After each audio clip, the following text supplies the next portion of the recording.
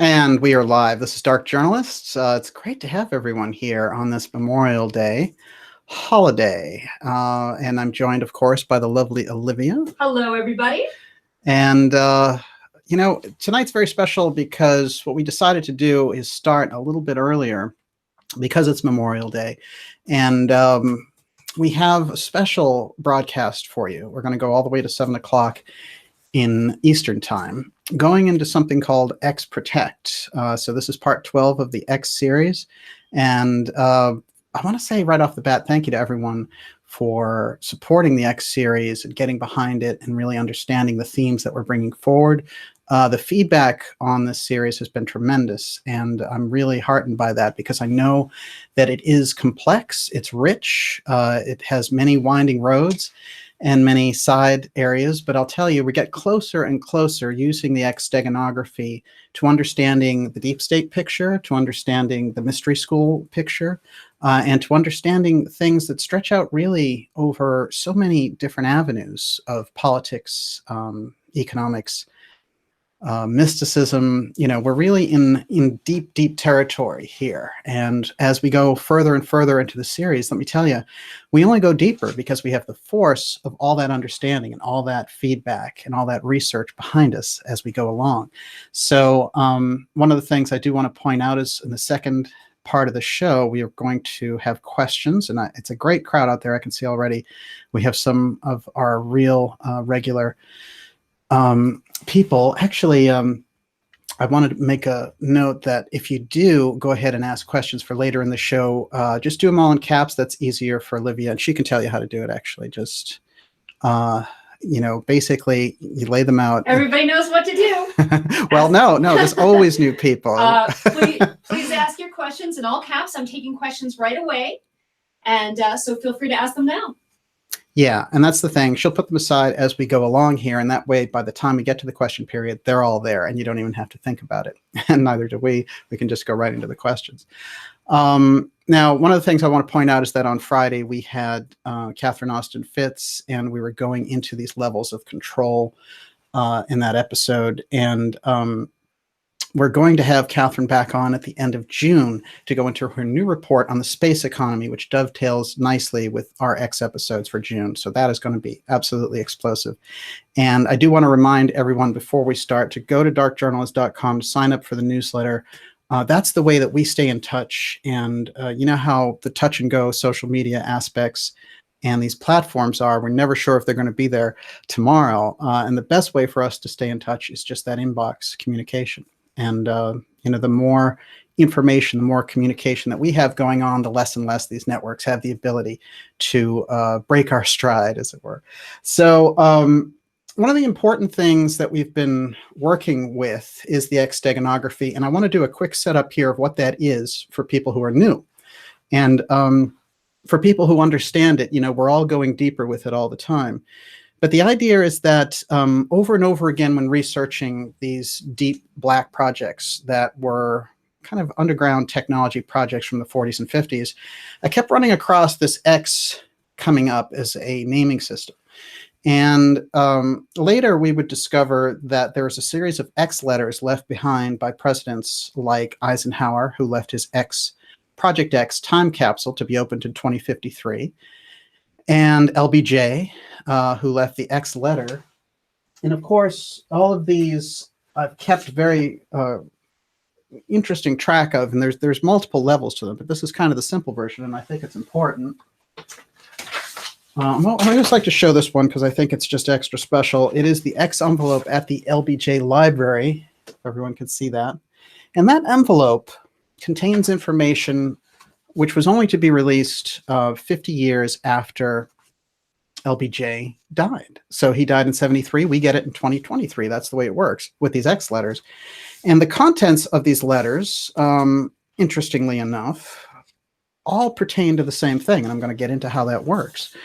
But what we kept discovering as we were going along here is that the X Steganography was being used as a coding system. And people who were in these high positions, like presidents and directors of the CIA and directors of these technology companies, were using it as it was weaving its way through these government agencies and this kind of corporate apparatus. It was some mix of political, part corporate. And as we got further and further into the X, we also ran across the X with the Nixon time capsule. And there was a reference to Planet X in there. So, you know, we're looking at X being used, and that's kind of the basic level. But then we start to wonder, when did they start using it on the FBI level? And that was the fascinating thing, because it was all due to this period of time where they had adopted this kind of, I'd say, this attitude towards Nikola Tesla's work. They were very worried about what he was developing in his older age, and they had kind of kept him off from different corporate gigs. They'd kept him off from the larger public, and he was living in this hotel, but it was kind of a impoverished situation, and it was very roped in. He couldn't really do anything, and he didn't have a lot of access to the media and all the rest of it. And they liked it that way, but they were concerned about what he was developing. He had been kind of put in this, you know, artificial shell back in 1909, because they didn't, after he developed the Wycliffe wireless energy towers, they were like, let's get this guy out of here. And JP Morgan saw to that. But he was working and tripping into, with somebody else named John Keeley, this X technology. And the X technology would have shaped the 20th century and the 21st century in a totally different fashion had it come out to the public. But there were reasons on the negative side about suppressing it. And there were also concerns on what I would call the mystery school side about letting that stuff out. And we've covered that extensively on this show, but it comes up again, even though we're talking about Garrison and we're talking about the CIA and X Protect and the things and the lengths that they will go to protect the technology. In this episode, again, we find ourselves face to face with the Theosophical Society and with other mystery schools. And so we start to wonder again, what is it that's happening here? And what I've been able to deduce is a kind of formula that we can relate to on this, which is the war of the mystery schools. If we take a look at it, the deep state is just a symptom of the war of these mystery schools. If we understand that, we've got the 20th and 21st centuries in pretty good perspective. And the 19th century, of course, is the foundational period where those wars started to happen under the surface between those secret societies, those mystery schools. Some good, some not so good. But this is the crucial aspect. If we start to understand their battles, then we understand what happens on the surface. We understand the wars. We understand the presidential assassinations. We understand the abuse of power. We understand the corruption, you know, taking certain individuals down, taking certain leaders out, that kind of thing. Everything we get a much more clear picture on. So a couple of things I want to jump into right away, if that's kind of a good enough explanation of the X, and I'll try to plug in more as we go along. In this episode, we're going to talk about something called the Silence Group, which is it's the X Protect group, and they were referred to as the Silence Group among these early UFO researchers and people who were diving deeper into where's all this secrecy coming from on the Air Force side. But in fact, it turns out that in every case, they were protecting the X technology and access to the UFO file. So over and over again, we see this X Protect group come up and sort of scare people, like with the Men in Black type stuff, or, you know, we see them interfering in elections, or we see them putting pressure on presidents. I mean, it's quite a remarkable thing. Now, the person who coined the term, the Silence Group, is Donald Kehoe, who was an Air Force major. And he understood immediately when these reports were coming in that there were two programs, one to feed out fluff to the public and the other to really go for it and research the stuff under wraps. And what happened is the people who would stand up for the openness and the transparency in that period were shut down hard, or as time went along, they were written out of history by this X Protect program. And some of them were so significant that it's going to take a minute. I mean, we're going to have to all kind of feel the shock with how many people were written out of history. And some of them so significant that you think, you know, when people talk about the Mandela effect, well, this is the real thing, because they're literally taken out of our reality and out of our consciousness, even though they were just as significant as any other major historical figure. It's almost as if we woke up one day and someone wrote Einstein out of the history books. That's where this is going. So we're going to get into them, and I'm going to go into who these X Protect targets were. And I'm going to quickly run off this list, and then we're going to jump back and move around and figure out how they did it. So the silence group of X Protect silenced Donald Keyhoe, James Forrestal, who was the first Secretary of Defense of the United States under Truman, and who was working closely with Vannevar Bush, who was heading up MJ-12, which we know is a UFO redevelopment program. President John Kennedy. President Kennedy was so close to moving us into that reality of understanding the deeper technologies. He was sharing the understanding of the UFO file with the Russians at the time, and this is what they were trying to stop. And the silence group put pressure on him, as we'll see, but inevitably they wound up just assassinating him outright because he was opening up those secrets. And the problem with him was, you know, they had a multitude of problems with him, but they really were not going to take this. This was just beyond, because they regarded the UFO file as a higher level of secrecy than the atomic bomb. So when we think about it that way, this was the field that they were playing on. And again, one thing I want to stress in the way that we look at what the UFO file is and how this is a little bit different than what a traditional researcher will look at. When we say the UFO file, we're looking at a kind of an effect. So instead of thinking of it outright, as some people will think, well, that's just Nazi technology, or they'll think it's off-world technology. What I'm getting at, and what we've been able to trace in this series, is the effect. And I've named the effect apotheum. And the reason is it's a reality distorter. It changes the reality, and that's the problem with what's going on there. So on one level, yes, they're chasing after technology and these things that are flying around. Where are they coming from? What's the origin? But the effect that they create is actually what the issue is, because it changes time. We've seen people have missing time. It has all this adverse impact on the environment, all this impact on electricity, and we've seen it kind of destroy, nuclear missile systems, and that kind of haywire reality distorter is the apotheum, and that's what the problem is on their side with the UFO file, even as they develop it and try to kind of rule the world with it. It's very unpredictable, and this is part of the issue that's been kind of handled through the years by the mystery schools before this became a 20th century issue. Okay, so the targets: Donald Keyhoe, James Forrestal, President Kennedy, Morris K. Jessup. Morris Jessup was very important in his early work on UFOs, and those books were some of the best, where he took, he was one of the best intellects on it, and he understood it quite well. But he tripped into aspects around the Philadelphia experiment and that whole aspect, which Project Invisibility and all the rest of it. That's getting into the UFO file. That's getting into that apotheum. And so this guy, who was generally known as an upbeat, had a lot to live for, was doing great. His books were doing great. They find him on a highway after, supposedly wiring it so that he was going to ingest carbon monoxide. This was a guy who was getting close, and they have all these reports that came out through the Navy that they were studying his work, and people were sending them books. And there's a classic story about this fellow Carlos Allende, who sends this book in of Morris Jessup's, and it has all these notes all over the place, but in those notes, it has all of these Navy secrets, and they're like, what's going on here?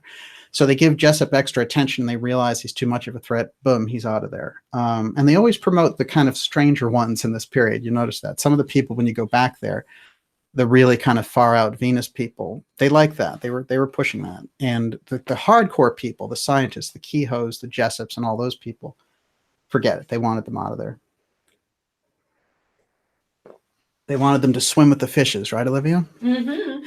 So, Russell Varian, Sigurd Varian. I added them. We've done so much work exposing the work of the Rad Lab and Russell Varian and his brother Sigurd, who developed the klystron and really created all the things that we know of as CERN today, the particle accelerators and they also gave us the really advanced radar that helped us win World War II. They were tapping right into that X UFO file technology. And the deal is with them, once you get Kennedy coming in office, that whole period, they've kind of fallen out of favor. And I think that there's distrust going on in those deep state circles, looking at these guys and saying, we know where they come from, this kind of theosophical, idealistic, philosophical background, the Varians, that is. And so Sig Varian, who's a great pilot, suddenly has a plane crash. And then Russell Varian dies of a heart attack in his 50s. So it's quite unusual. So there's certainly, in my opinion, X Protect needed to get rid of them completely. Mary Meyer, who was Cord Meyer's wife and JFK's mistress, Cord Meyer being a high-ranking CIA officer who was involved in the JFK assassination. And her relationship with JFK was complicated, goes back years, but she was always the person feeding him more and more kind of enlightening things, trying to get him out of this circle of people that were around him who were really warmongers and wanted to figure out how that national security state could really dominate the world.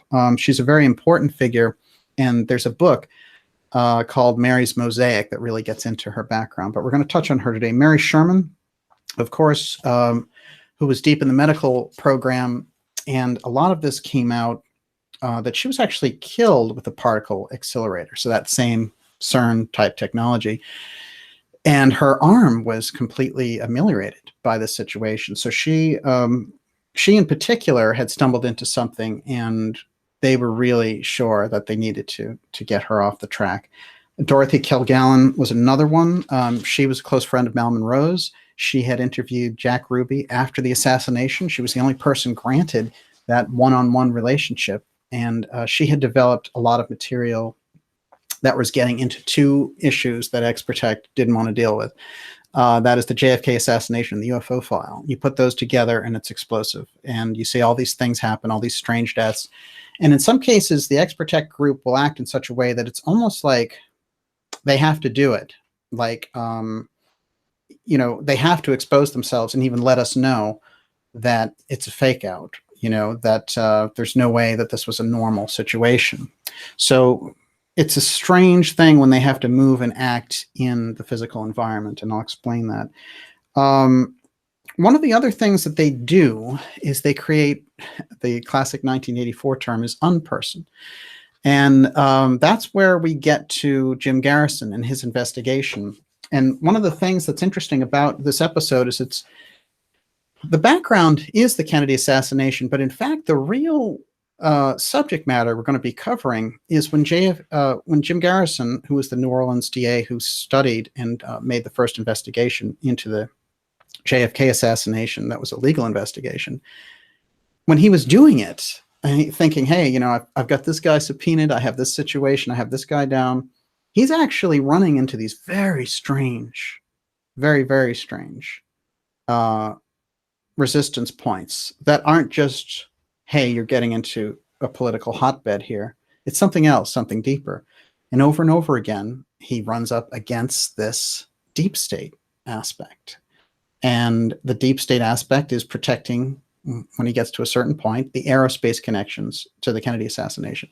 That's where our takeoff is for X Protect, because Garrison comes into direct relationship with X Protect. And it's not, you know, it's an unusual situation. It's not that he knows, hey, you know, I'm stumbling into their UFO secrecy aspect, I'm getting into the UFO file, and that's why I'm facing resistance. He's not even aware in the beginning of the resistance level he's getting is intelligence related. It takes him a little while to understand. And once he understands that, he gets on board quite fast. But he's an incredible figure, and he really took on this X Protect group along with the CIA, and of course they're highly related. That is Jim Garrison, who really, they've tried to make an unperson in many ways, and people themselves have just fought back against that, because Garrison's courage in exposing the CIA's role in the JFK assassination is crucial. But as a spokesman years later, they really try to take him out of the picture, and they try to make him an unperson. And they try to say, oh, you know, his trial was all made up and all the rest of it. When in fact, he brought some of the the best leads in the JFK assassination. You know, instead they wanted to feed people this idea, oh, Cubans and mafia, you know, la la la, Fidel Castro and this nonsense. In fact, the forces behind the assassination were very apparent to him by the end of his investigation. And in his terms, it was the aerospace companies. And he said, I'll name 3 of them. And the companies that he named were Boeing, which was crucial at the time. And there's a whole thing that comes out of Boeing, too. Lockheed Martin was the other one, in General Dynamics. But they had, in effect, become a separate power grid outside of the government. So they formed a major aspect of what Peter Dale Scott would later call the deep state, which is an extra constitutional force that operates, that is side by side there with the public state. But it's this kind of covert aspect, this covert wing of a small group of interests who occasionally have to move their way into that public state and do these things in order to get a change of policy. And they needed to change Kennedy's policy badly, but we've seen them do it in other cases like 9/11 and the financial coup of 2008. When they need to change the whole dynamic of a society, we see them come out of the shadows. And then there are all these questions when they withdraw, and we try to figure out where they are and where they're coming from. And it's funny because in relation to the UFO file, it's some 70 years later, and we're just getting that handle now. And I wanted to say this from reviewing a lot of exceptional work by so many different authors and people, that they've all done great work and they've all led us up to this point. However, with this series, we're into something actually new, which can make their research much more rich and make a whole lot more sense, because the X Steganography is like a key that's been dropped. It's very much like the Rosetta Stone, in that the story of the Rosetta Stone is that when they came across it, it had the hieroglyphs, which were so hard for our archaeologists to make out. It was impossible. We'd see all these buildings and it meant nothing to us. In a way, it was the ultimate steganography because it was there in plain sight. If someone knew how to read hieroglyphs, you could understand everything about Egypt way back when. But it took this Champollion. He was someone who realized, oh, wait a minute, this script that we found in this stone, that's the Greek version, you know, that's an Aramaic version, and here's the hieroglyphs, and they all are the same script. So now we know how to read hieroglyphs. It's like putting something up there in Italian, French, and English, but it's the same script. So it was the key to the language. The X Steganography is the key to understanding the 70 years of research around the UFO file, and it's the key to understanding so many of the things that the deep state is involved with. That's why I think we're in a very new vista, a whole new territory when we're looking at this, because we didn't have the X Steganography publicly until we brought it out in this program. And my own research into it, taking time, it was only when the accumulated evidence was overwhelming that I felt like this is the stuff that we need to bring out public. But at this point, even in the 12 episodes that we've had here, we've shown that the X Steganography is absolutely what they're using. So we have a key that we didn't have even a couple of months ago publicly to use. That unlocks so much, you know, there's so much research from people who've been going after the UFO file, going after the deep state, and trying to understand what some of this balance is. But once you get the X, you start to understand the connections by how the X moves through the different offices of the government and through the different corporate channels. That's a crucial thing. And one thing I want to say about the X Steganography is this. You know, in an ordinary situation, just so we understand steganography, a cryptology, a cipher, that's a certain way of hiding things, but it lets you know we are looking for something. Something is hidden and we can't get at it, and we're going to spend time trying to crack the code, as it were. Steganography is totally different. Steganography is something where it's hidden in plain sight, but you have to be able to read that. So, you know, I show this classic example often of in The Falcon and the Snowman, which is this movie about the NSA and these people getting in trouble for sharing these secrets. And it actually relates to Pine Gap and this prime minister getting thrown out unceremoniously in 1975. And we have a show on Pine Gap coming up, and we've included it in a couple. But what he has to do is, on these lampposts, he has to post an X and then take off. And then those spies see the X, and they know that means meet me at Tuesday night, at such and such a place. So that's a good example of steganography. People walking by it don't understand it in any way, shape, or form, nor do they think it's a code to be understood and a puzzle to really be solved. It's just something that's there. But for people who can see it, it's a whole different matter. It's a puzzle piece that's waiting to kind of open up so many doors. So it's a real key. The X is very much like that. We have to keep that in mind as we get into this X Protect group, because they've used it in this very obvious way.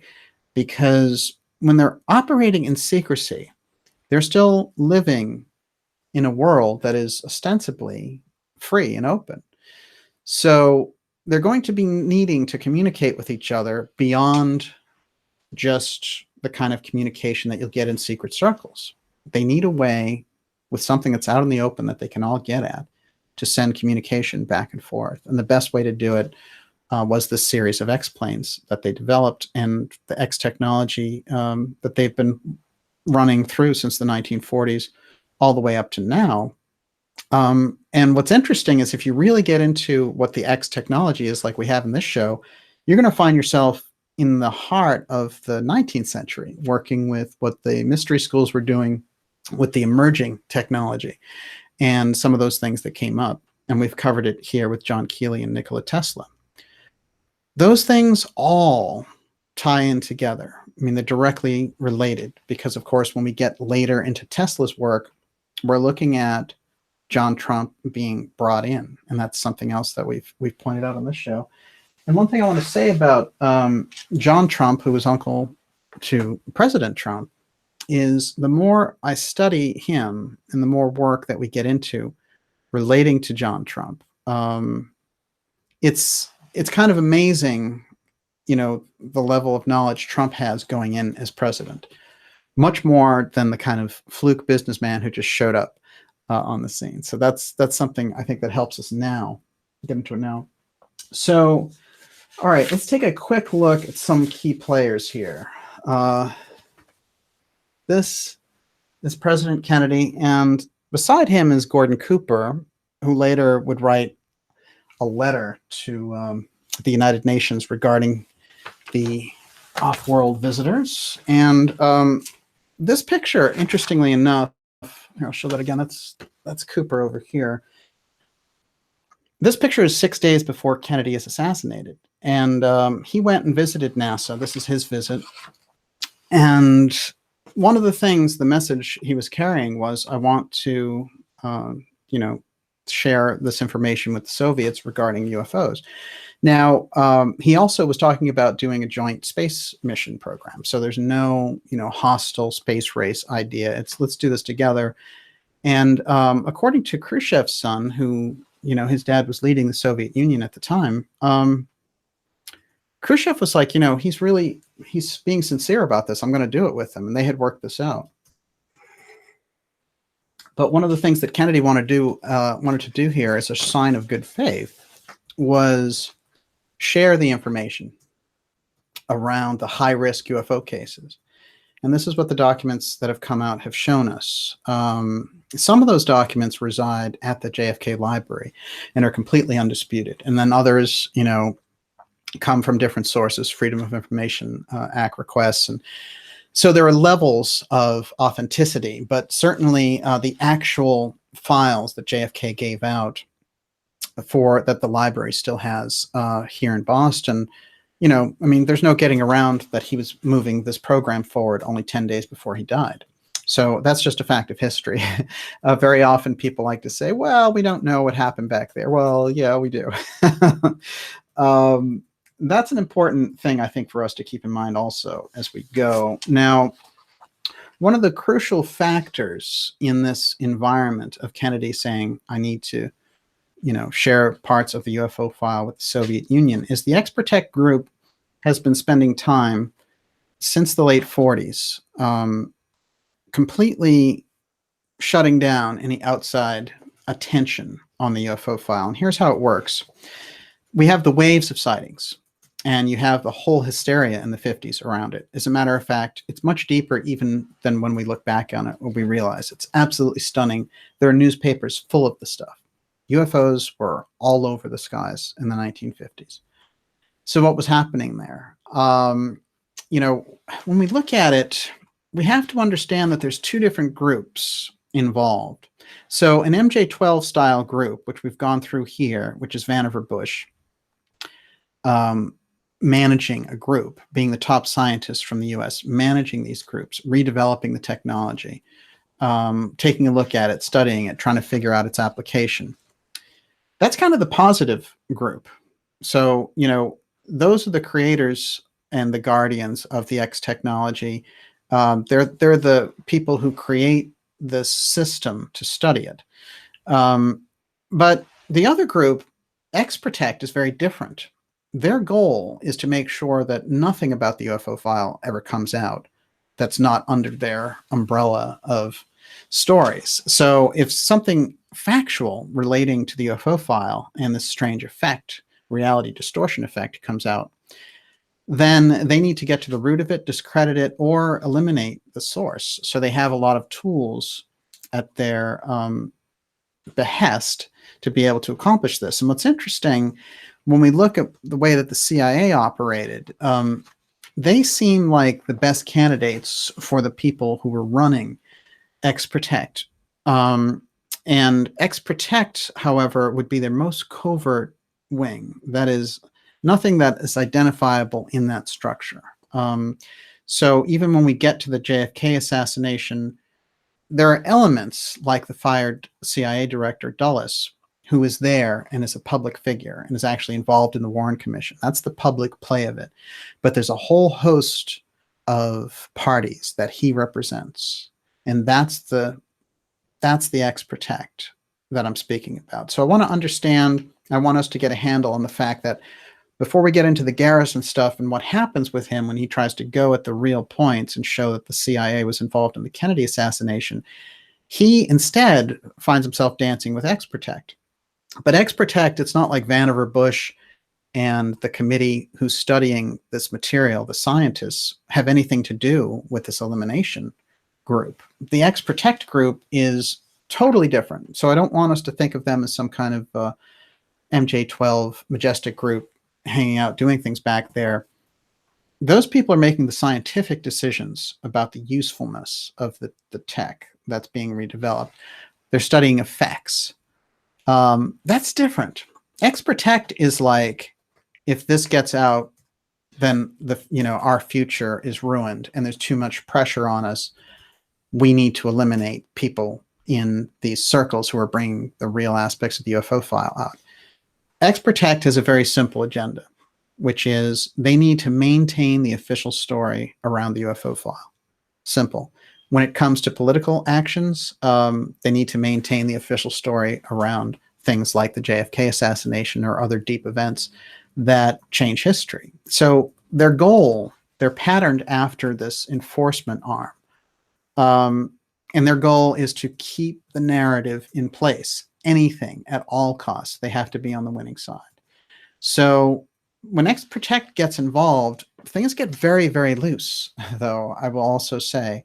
That is, they're so public about their means of silencing or eliminating people involved in opening up the aspects of the UFO file that I think over and over again, it's almost like an overplay where, they're doing things and people are starting to understand what's going on, so it's like they have to be so public about it.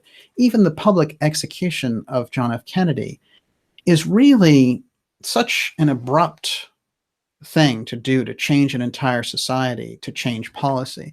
But what it lets at least half the population know is that there's something wrong with the governance structure. That's how X Protect works too.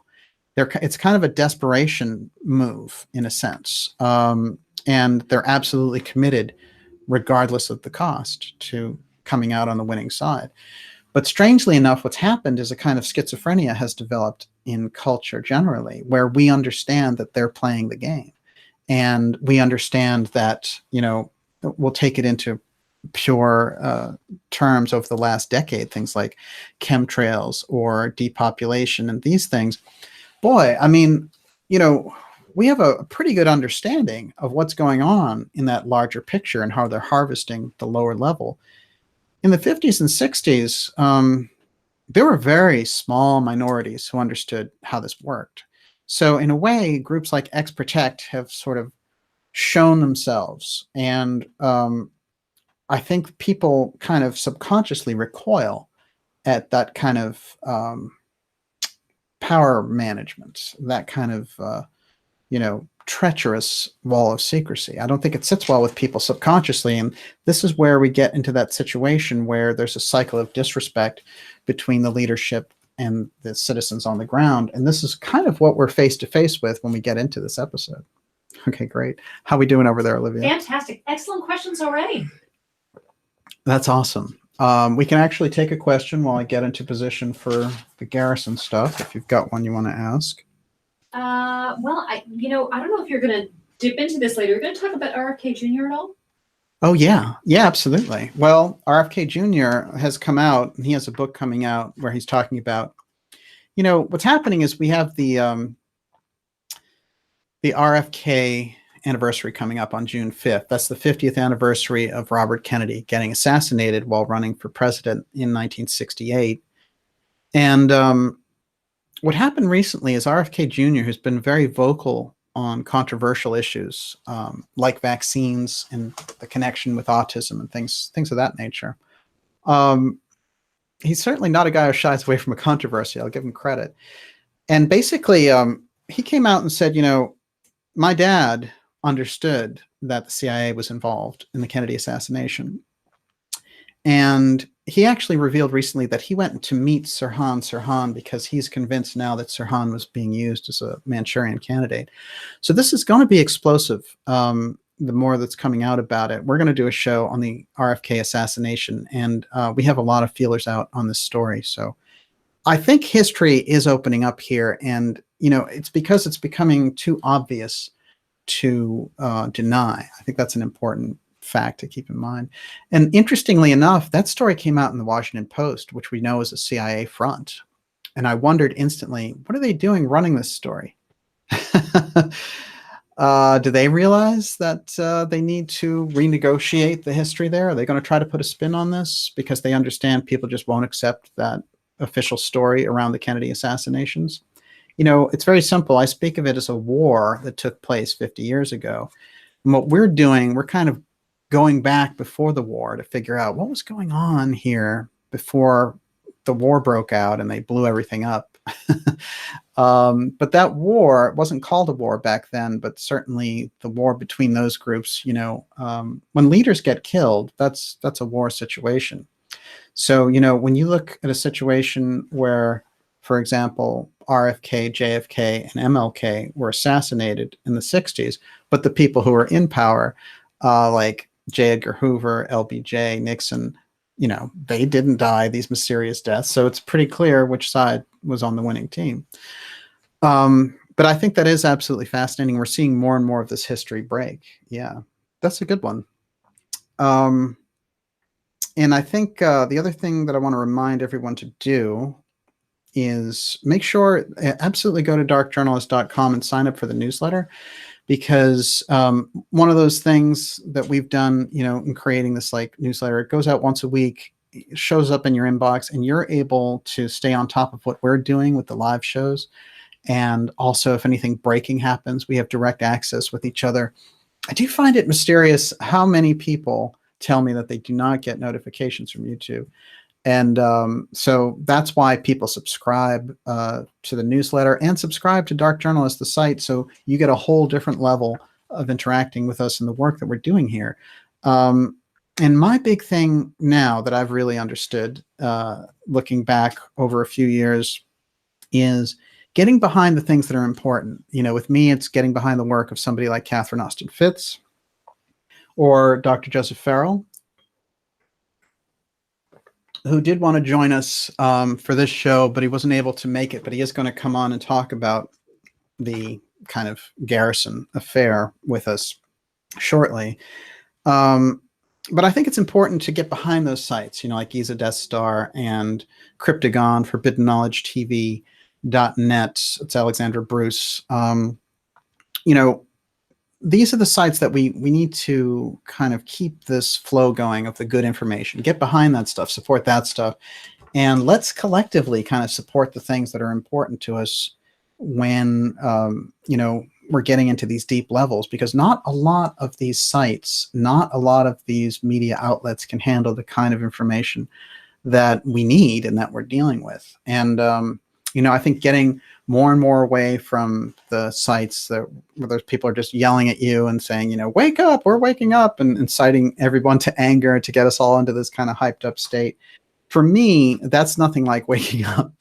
I think you have to get into a kind of objective state in order to arrive at good conclusions about what's happening. And it's not in an excitable, you know, I mean, it's good. Sometimes you need to get angry about things, but I think that there's a tool in media to really manipulate people with an excited state. And what I think we can get the best information when we are objective and clearly getting at what the facts are.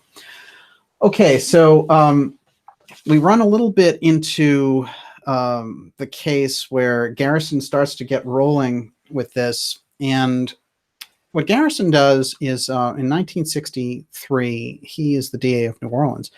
And when the assassination happens, it just so happens that somebody says to him, hey,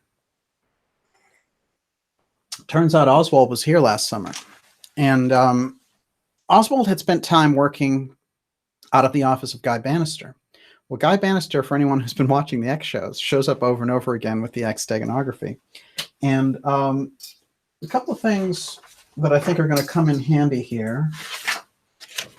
And this one, I've got a little bit of everything here. My God, this is going to be a challenge. All right, this is Guy Bannister, who was the FBI head of the office in Chicago, and had a kind of a illustrious career working with covert elements, and would infiltrate college campuses trying to get information on radicals. You know, it's a real hardcore J. Edgar Hoover kind of guy. But as it turned out, over and over again, the information that Garrison was getting was that Lee Harvey Oswald was working for him. And as a matter of fact, he was working out of the same office. So, you know, and later in interviewing his secretary and all the rest of it, she's like, oh yeah, Oswald was in here all the time. So what was happening was this ultimate right winger, for some reason, is hanging out with what they've tried to portray as a lefty Lee Oswald. Well, of course, if Oswald is working for right-wing Guy Bannister, then all of that stuff is an intelligence cover to make Lee Oswald look like the crazy commie who shoots Kennedy a few months later. This is absolutely crucial information, and the figure of Guy Bannister becomes more important because he's at the heart of X Protect. So we start to think, oh, he's a key figure in the Kennedy assassination. Well, that's true. Garrison said he thought he was the most important figure in the Kennedy assassination that he ran across in his investigation. But what was he doing in the late 40s during the UFO sightings? He was the FBI chief agent studying out of Montana, studying the UFO reports, going all through the Northwest with those reports. And there are all these newspaper clippings of him. And I think what happens is we start to get a handle on the fact that Guy Bannister is the original. He creates SM-X, which is Security Matter X in the FBI files. Now, they had an X designation relating to the Tesla file, but SMX, Security Matter X, he's studying the UFO file aspects on the security matter level, and he's the deep investigator on it. Turns out a decade later, he is creating this whole scenario where they're setting up Lee Harvey Oswald to be, you know, acting like he's in support of Cuban communism, and he's visited Russia and he wants to, you know, renounce his citizenship and all this kind of thing. It's going to be crucial that they give him that cover, because when the president is assassinated, they want to be able to grab him and just say, hey, look, this crazy communist did it, and then wipe him out before he has a chance to say, hey, no, I was part of the CIA. So what they were using Oswald for, and it's been the conclusion of a lot of different deep researchers, so I'm not saying this off the cuff. This is the result of 5 decades of research. The best research on the Kennedy assassination is from Professor Peter Dale Scott, who coined the term the deep state, and who's been on this show many times, and I've spent many hours with Professor Scott. And I spent so much time with his books, actually, that his books, for me, The American Deep State, gives us the whole picture of how that deep state operates. And the kind of clumsy way that the mainstream media uses the term is ridiculous. And I don't think a lot of people in alternative media know what they're talking about when they say deep state, unfortunately. The deep state was coined by Professor Scott, and it doesn't relate to bureaucrats that are left over from different political institutions and administrations over time. That's nonsense. The deep state is, in Professor Scott's terms, a system that develops that is extra-constitutional. And it's at the intersection of intelligence groups on one hand, corporate forces, Wall Street forces, oil companies, and intelligence agencies with organized crime, and then intelligence agencies and the contracting agencies that they hire out to kind of do their dirty work that they don't want to be accountable for. That constitutes a deep state, a covert arm that can act in an extra-constitutional fashion against the public state. So you have a covert state and an overt state, and they can interact that way. So this is what a deep state is. It's no bureaucrat that we can point to and say, hey, he's a deep state guy. Look, he's from the Clinton administration and he stayed over, you know, or, you know, he's an Obama guy, but he's still in the Trump administration. The deep state isn't a structure like that. It's not like a classic structure that we can point our finger on and say, hey, that's a deep state bureaucrat, check it out. What you can do is you can see deep state aspirations and connections with people, for example, who are connected with the continuity of government program in the United States. So deep staters like Donald Rumsfeld and Cheney, they have a history that traces them back to the continuity of government stuff. So we can see that they're deep state players. That's how the deep state operates, and that's kind of in a capsulized form. But I think it's important because I've seen people just kind of throwing this thing around saying, you know, you would get the impression that the deep state was completely a democratic thing and the Republicans were all the good guys, which doesn't make any sense at all. And, you know, I'm neither a Republican nor a Democrat. But I do see this kind of grabbing people in the other team and saying, well, they're deep state, you know, and that has nothing to do. The deep state is not Republican or Democrat. The deep state moves through those people for what it wants. Now, let's talk about how deep state is related to X Protect, because X Protect is a group that's dedicated to maintaining the official story on the UFO file. X Protect is responsible for what we have in the public realm for stories like the Men in Black, for situations where we see these UFO investigators getting assassinated. And it was a very dangerous business in the 50s and 60s to be involved with this. So what's fascinating is we look back at a lot of those guys and we don't understand just kind of the yeoman's work that they were doing bringing this out. So this one is Frank Scully, and I highly recommend his books because they try to shut him down so hard. But what happened was he was informed about this crash that took place in New Mexico called the Aztec crash in the 40s. And he got firsthand information about the crash, the retrieval operation, and all the rest of it. So he was right at the heart of the UFO file. And of course, in popular culture, they use the term Scully in the X-Files, which is quite amusing, but it's a reference to him and the work that he did. But one of the things that he did was he laid out exactly how that operation was conducted, what they got from it, what the systems were that were involved. And instantly there was an FBI clampdown on him. They try to say, oh, he's involved with hoaxers, he's this, he's that. And they really kind of tarnished his name back there and harassed him. And this is X Protect going into overdrive. Now, what happens shortly after that is we see that, you know, what they can do goes into a different range of things. One of the things that they can do is just make somebody kind of make their lives miserable. They can give them a bad reputation, and they can, get them into a situation that's very uncomfortable, as they did Garrison. But I think one of the worst things that we've seen them do is when they actually go into and create situations of, like rendition or assassination, in order to achieve a result around people getting silenced. And what happened was there was a guy named Albert Bender who was also, like Scully, he had information around the UFO thing, and they were getting very annoyed with him because his publications were getting very popular.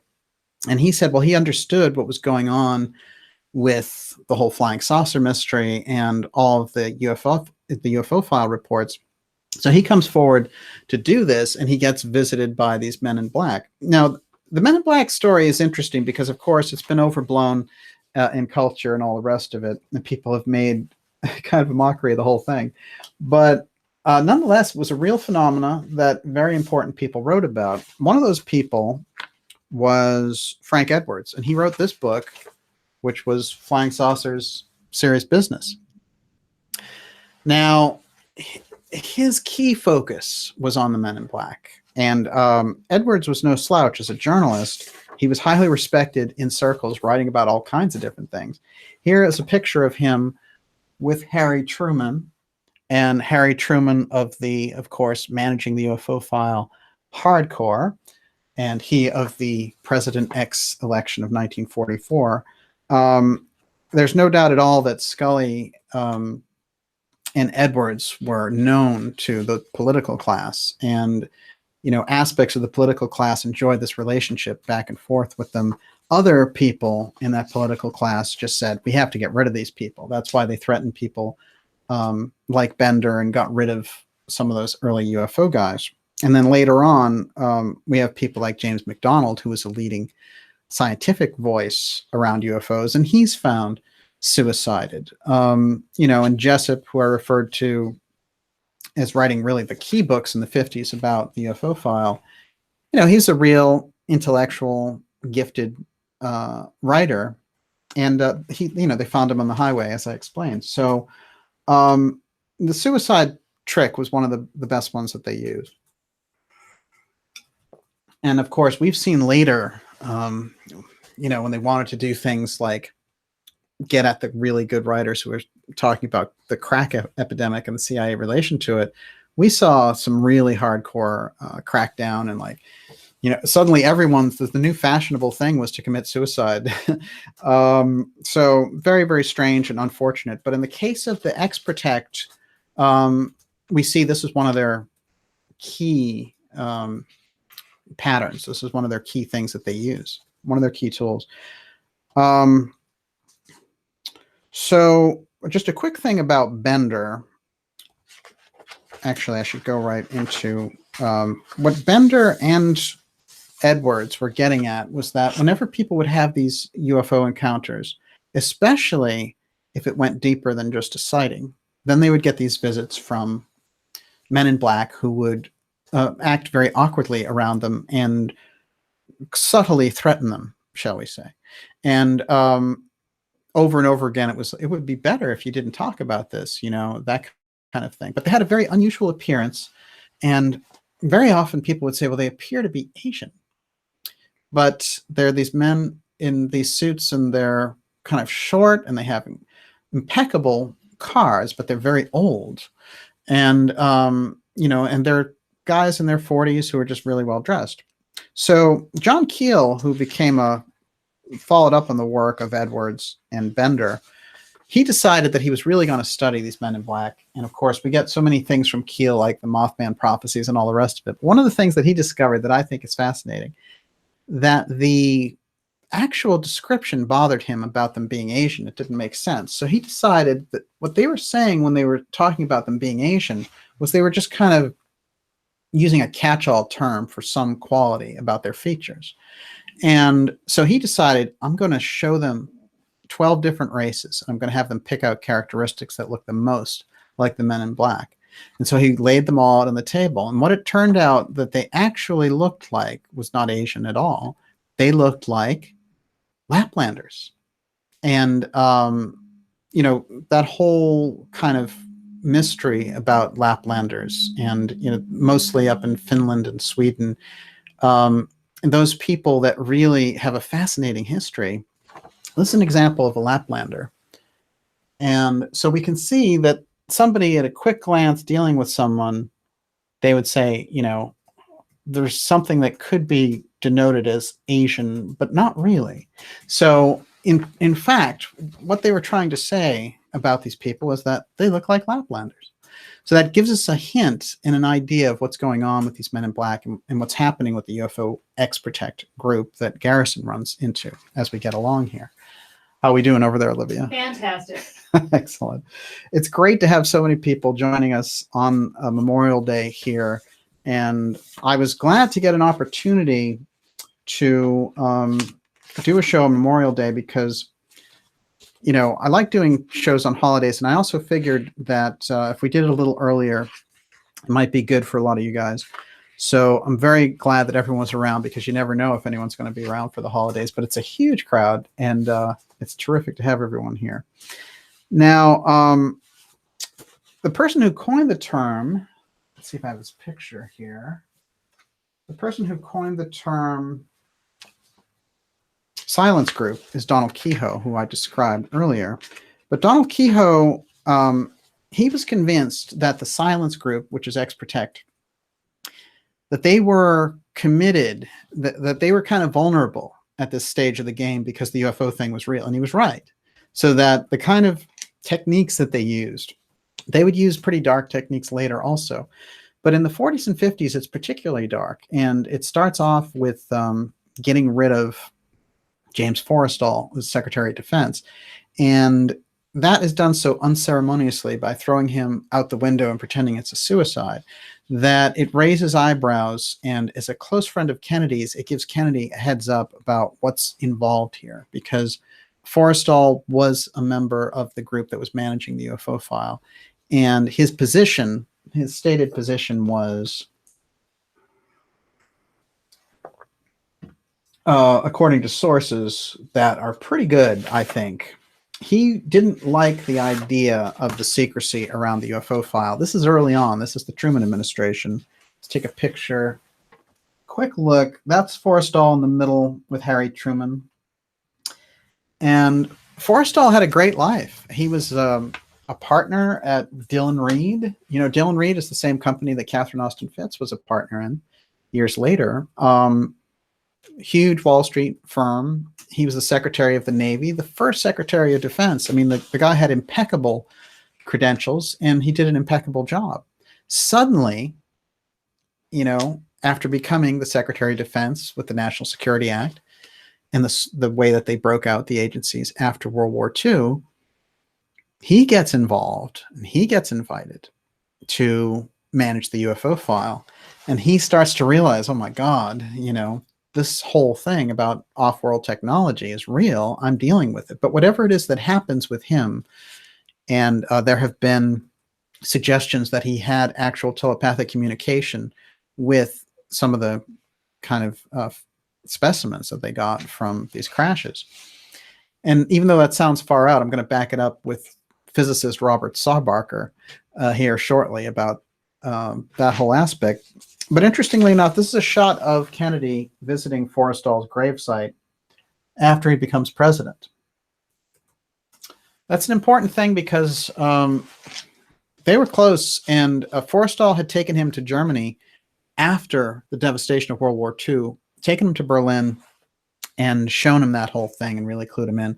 They were both Catholics. They were tight when you get right down to it. And this kind of getting rid of Forrestal over the UFO file, that rocked Kennedy very early on. It's kind of a marker of where we can see the situation is going to go, and the showdown is going to go between Kennedy and the CIA. And the CIA, I have no doubt that X borrows the kind of know-how and personnel from the CIA to do these things.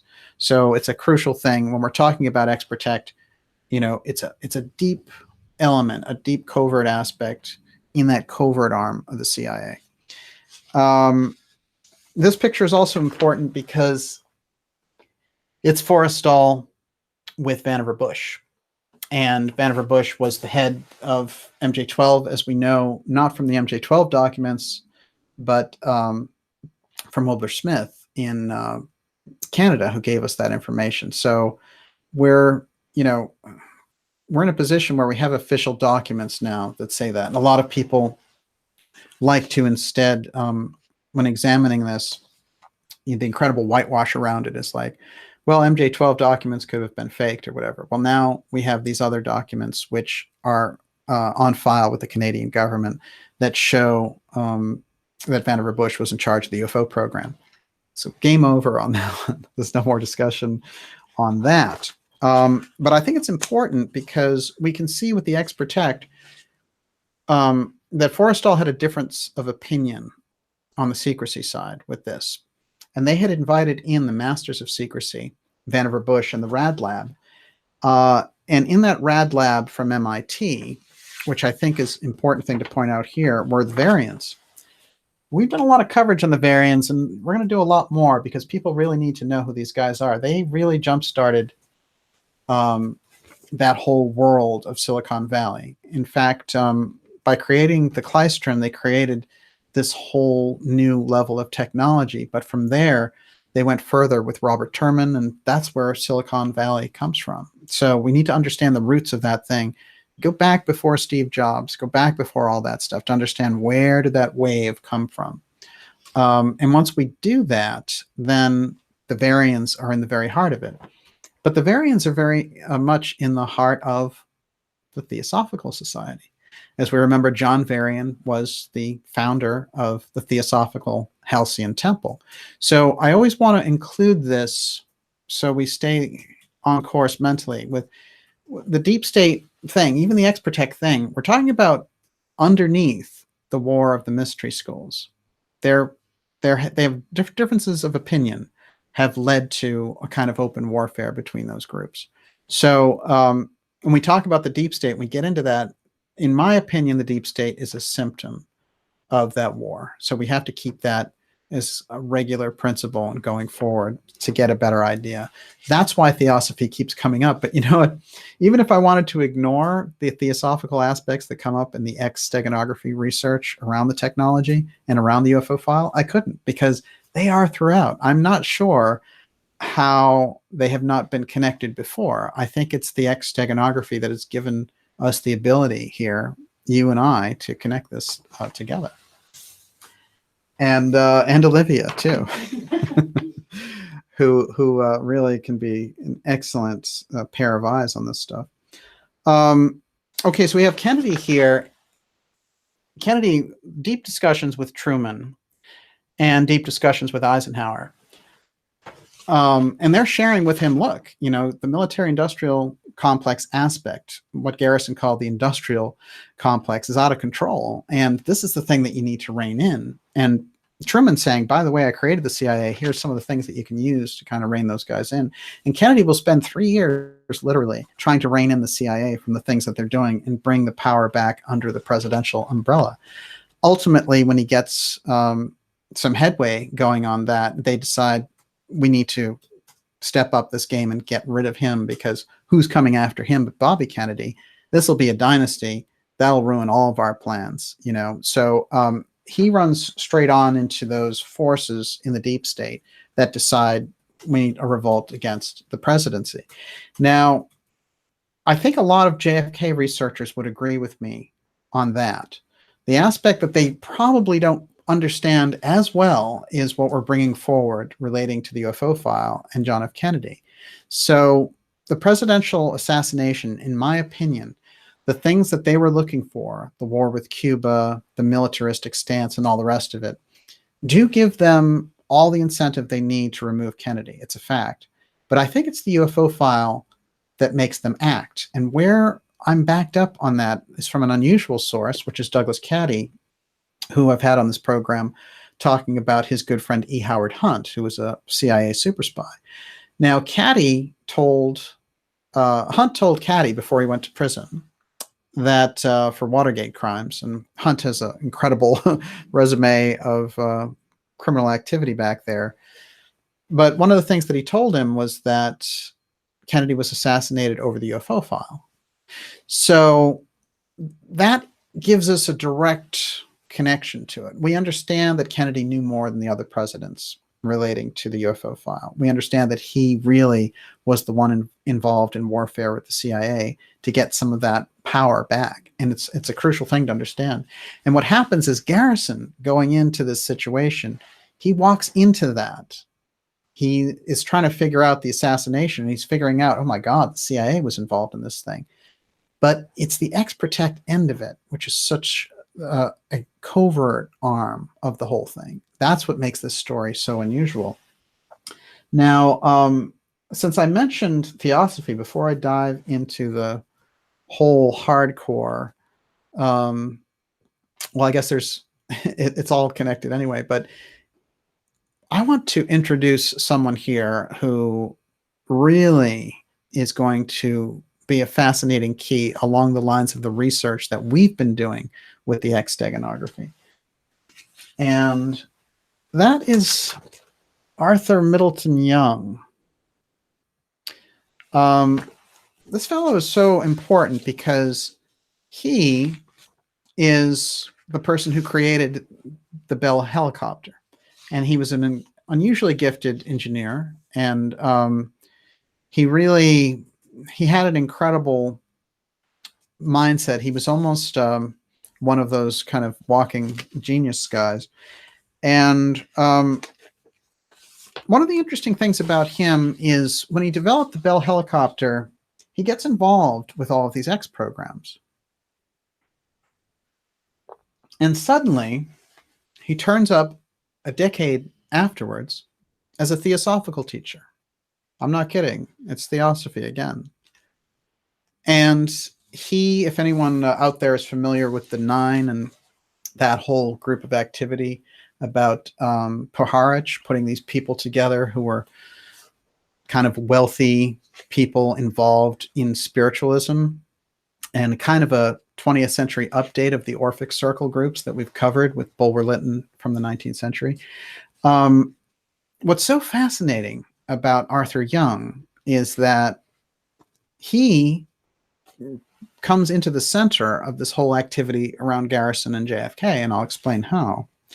Now, and he brings theosophy into it with him. And one of the things I want to say relating to theosophy is, obviously, the mystery school element, when we get into these deeper political battles, has to be understood. We have to get a better handle on what groups like theosophy and anthroposophy had vouchsafed for us in the 21st century. Because in 1916, there's an announcement that Steiner makes with the onset of World War I that it will take 100 years for the mystery school work of Anthroposophical Society to take effect and get a chance again. And that leads us to right where we are now. So we're talking about this. We understand the history, but it's a very present tense kind of situation. I guess that's the way that they saw it. And I'm trying to key in on their thread and why they were saying that this was the period of time. Actually, we're right in the bullseye of that period. So what was it about this period that they understood? And does it relate to the idea that this X steganography is going to come forward? Is that going to change the paradigm that we're in? I think that these are the crucial questions that are coming up. So we need to really take a look at this stuff. And how are we doing over there, Miss Olivia? Lots of great questions coming from different angles. Okay, you can go ahead. Well, we're going to do a full section on questions at the second half of the show. But go ahead. You can go ahead and rifle one off as I get into Arthur Young. Okay, do you want a general one or do you want something really specific? Well, if you have something kind of specific, maybe that's a good trade-off. Well, I don't know the answer to this. Was Forstall a Jesuit? He's a Catholic. So, you know, it's an interesting way to look at this, you know, but I think that that's pretty much, you get your answer there. If Kennedy and Forstall were Catholics, and, you know, that's where that whole thing came up about Kennedy. Is he going to have his allegiance to the Pope, or is he going to have his allegiance to the Constitution? And so I think when you get into the whole thing with Forrestal, you're looking at someone who seemed to operate with idealism in mind. And, you know, the minute he's done telling Harry Truman and MJ-12, I think we should share this with the public about the UFO file, and I don't think we should hold it back.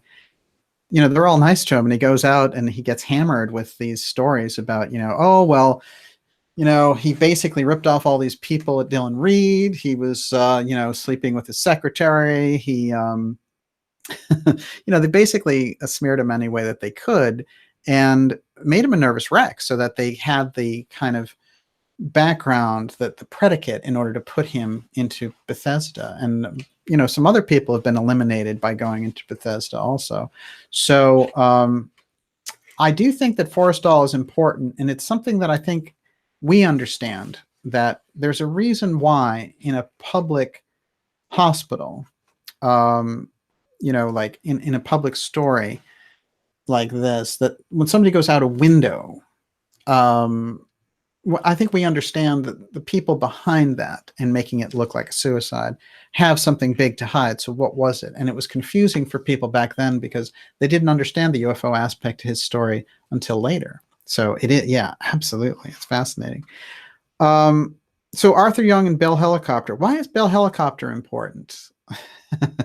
I wonder if anyone out there can tell me. Well, it's interestingly enough, Bell Helicopter plays a big role in the Kennedy assassination because the person that Oswald and his wife were living with their child, were the Paynes, Michael and Ruth Payne.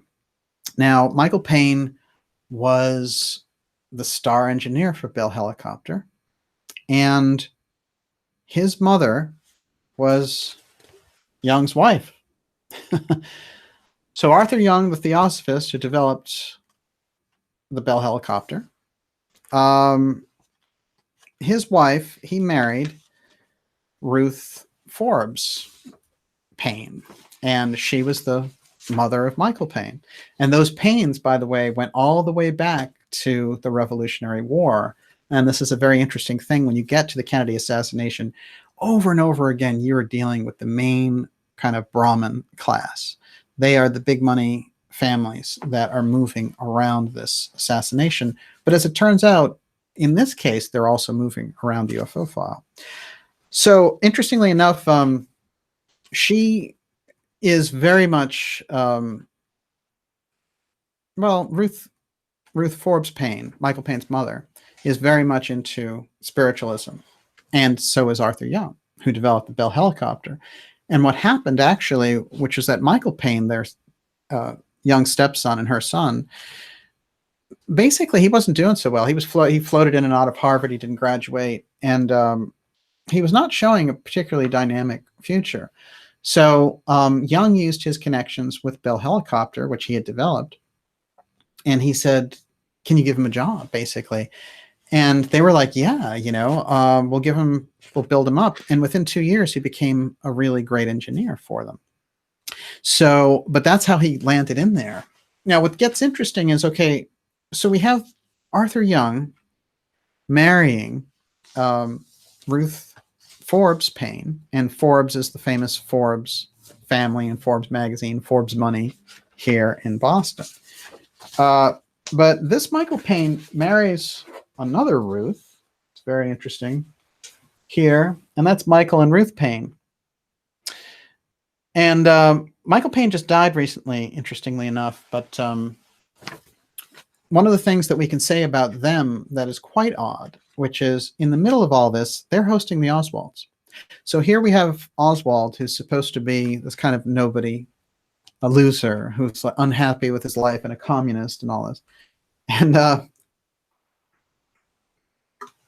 every time we turn around, he's with some other incredible hotshot. And another very interesting thing that we find out about Oswald is that whenever he turns around, he has an aerospace connection wherever he goes. And let's explain that for a moment. This comes back to Garrison, and this is Garrison's book on the Trail of the Assassins, which is quite excellent, I have to say. It's his real kind of opus of everything that happened. So he's looking at these different people. And what he's trying to do, and he's figuring out that Oswald spent all this time at Riley Coffee Company when he worked in New Orleans. And he said, oh, he's working there. You know, let's go talk to some of his co-workers, get an idea of what he was up to and what the whole deal was about. And they're all gone. He's like, this is odd. What's the deal here? So that's the setup for this. And I'll just read a little bit. So he sends his person over there to check them out. And he goes, sometime later, I came across this name again, Dante Maracchini. I'd wanted to talk to individuals in the Riley Coffee Company who had worked with Lee Oswald or at a level immediately above him. So I sent my investigator, Frank Klein, over to the company to get their names and respective positions. He returned rather quickly. They're all gone, he said. Anyone who had any connection with Lee Oswald left the Riley Coffee Company within a few weeks after Oswald did. He laid a sheet of paper in front of me. Here are the names and their new jobs. So this guy did some pretty good work pretty fast. This is Garrison talking now. I glanced down at the list. One name jumped out immediately, Dante Maracchini. This is somebody who's following in connection to Oswald. He'd begun to work at the Riley Coffee Company on exactly the same day as Oswald. Several weeks after Oswald's departure, Maracchini left the coffee company and began life anew at the Chrysler Aerospace Division at the National Aeronautics and Space Administration, or NASA, on the eastern side of New Orleans. I then noticed that Alfred Claude, who hired Oswald for the Riley Coffee Company, had also gone to work for Chrysler Aerospace Division at NASA. Then I saw John Brand, who had worked with Oswald at the coffee company, had also left for a job with NASA. At about the same time, Emmett Barbie, Oswald's immediate boss at Riley, left the coffee company and also inaugurated a new career with NASA. After seeing what happened to all of these men associated with Oswald at the coffee company, and after seeing Maracchini's name again, my curiosity about 1309 Dauphine Street returned. I called Lou Ivon in and asked him to find out if James Llewellyn, Ferry's former apartment mate, now resided at 1309 Dauphine Street. This is Ferry's house. It was one of these characters who worked with Bannister, who was in charge of the UFO file in the late 40s. So moving down, took Ivon a couple of days, but he came back with a fairly predictable piece of information. Llewellyn had gone to work for Boeing out at NASA. Lou and I kicked this interesting situation around a bit, and then we both became curious about what had happened to Melvin Coffey, who had accompanied Ferry to Texas on the eve of the assassination. And this is really kind of the thing about Ferry roped Garrison into the assassination in the first place, because he had got this tip that Ferry had taken off for Texas the day before the assassination. And Ferry was a character who worked with Bannister and was basically a CIA pilot a la Barry Seal, let's say. Ivon was back the next day, his assistant here, was back the next day. Melvin Coffey had been hired by the aerospace operation at Cape Canaveral.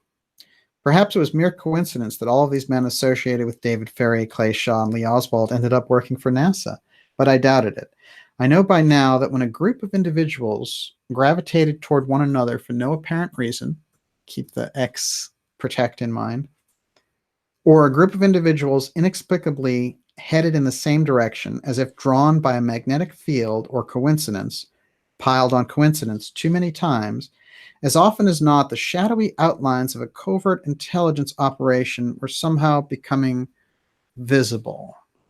Now, this is the crucial, really crucial aspect of Garrison's logic, which is he's starting to understand that on one hand, he's studying the Kennedy assassination, but he's landing head-to-head with NASA and the aerospace companies over and over again when he's doing the research. Now, at first, he wondered, what's the nature of this? But he's a good enough investigator to say, wait a minute, what do we got going on here? So, interestingly enough now, things change a little bit because he tries to get Michael and Ruth Payne on the stand. And what he realizes is that Ruth Payne, her sister, and Michael Payne both they can't get their tax records because they're classified, meaning, well, he's doing classified work for Bell Helicopter, but the sister is an intelligence asset. So that is giving us a better picture of where these people are coming from. Now let's go back to Michael and Ruth Payne again. Michael Payne is a star engineer at Bell Helicopter. His dad is Arthur, his stepdad is Arthur Young, who got him the job. His mother, Ruth Forbes Payne, who now is Ruth Forbes Young. Who is his immediate boss and who basically makes him his protege at Bell Helicopter?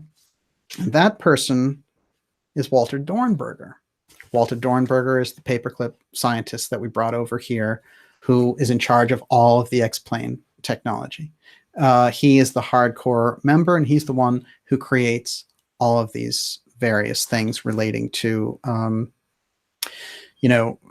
basically he creates the outline of these programs that the X technology is tied to. So we're looking at the hardcore space planes that still hold the records in terms of speed.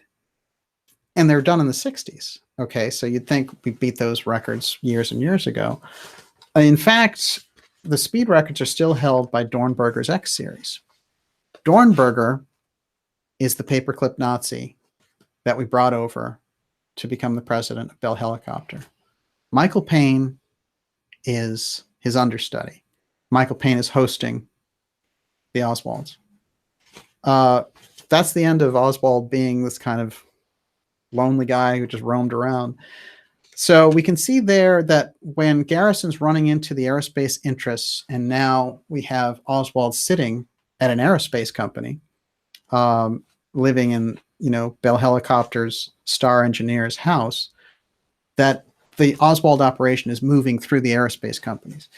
Now, an interesting thing happens, which I'm going to jump ahead to here, which is that Garrison, when he gets into the situation with the trial and stuff, things are getting a little bit out of hand.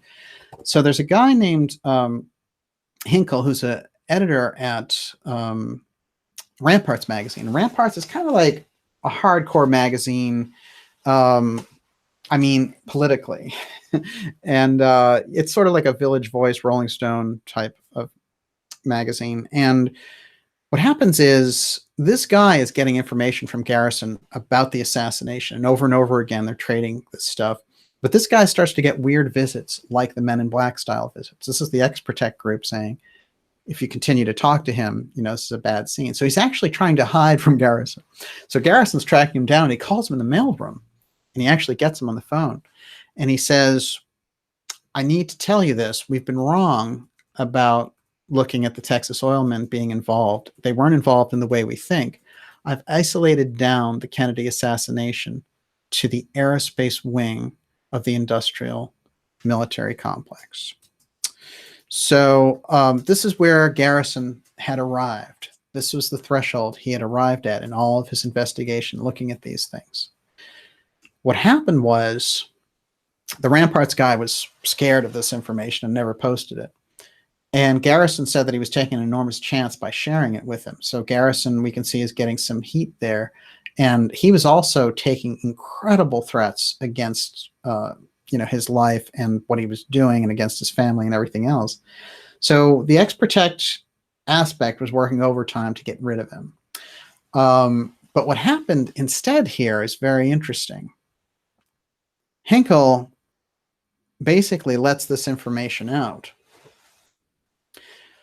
And we can see that Garrison himself refers to this aerospace aspect in this book, but it's never brought out specifically in that hardcore fashion. But there are these files that are being blocked by the CIA now that were supposed to be out. And I'll tell you something about these files. In the middle of those files, as anyone who's really studying that can tell you, are the Garrison files. And Victor Marchetti said that Victor Marchetti was an assistant of Richard Helms, who was the CIA director in the 60s. And he said that Helms just wanted reports every day about Garrison, and Garrison accusing Clay Shaw of being involved. And Clay Shaw was one of their guys and Garrison had actually accused him of being involved in the Kennedy assassination. They went to trial, and eventually Shaw was acquitted. But an interesting thing to keep in mind is that they were nervous as hell during this whole period, and he'd never, this Marchetti character working with CIA Director Richard Helms, he'd never seen him so wired. Every day he wanted to report about what was going on with Garrison and Clay Shaw. So Clay Shaw denied being an asset and an agent for the CIA, but it came out in the House Assassination Committee records that, in fact, Clay Shaw was a CIA asset and had been working with them for a long time. Interestingly enough, there's a piece of history that came out, which is that Werner von Braun, when he submitted himself to the Western authorities and the Allies coming in, that it was Shaw's troop that had taken him on, and he had those really incredibly deep connections. So Shaw, somehow in Garrison's world, he could get at the whole thing by getting at Shaw. Now, interestingly enough, when we look at this period of time and we see what's going on now, the CIA is still blocking the Garrison records. And the reason is Garrison's hardcore focus leading up to the trial and the acquittal of Shaw was the aerospace companies. And he had to make a decision at a certain point. I'm just going to say that it's the CIA, but it's the aerospace companies in association with the CIA. That's the aspect that the CIA doesn't want out, because otherwise there's no reason just let the JFK Garrison files out. That set of files, I guarantee you, are the hottest set of files that they're blocking right now. Interestingly enough, in 1992, there was something set up based on public demand because the JFK movie had come out by Oliver Stone covering some of the aspects of Garrison's life and the trial of Shaw.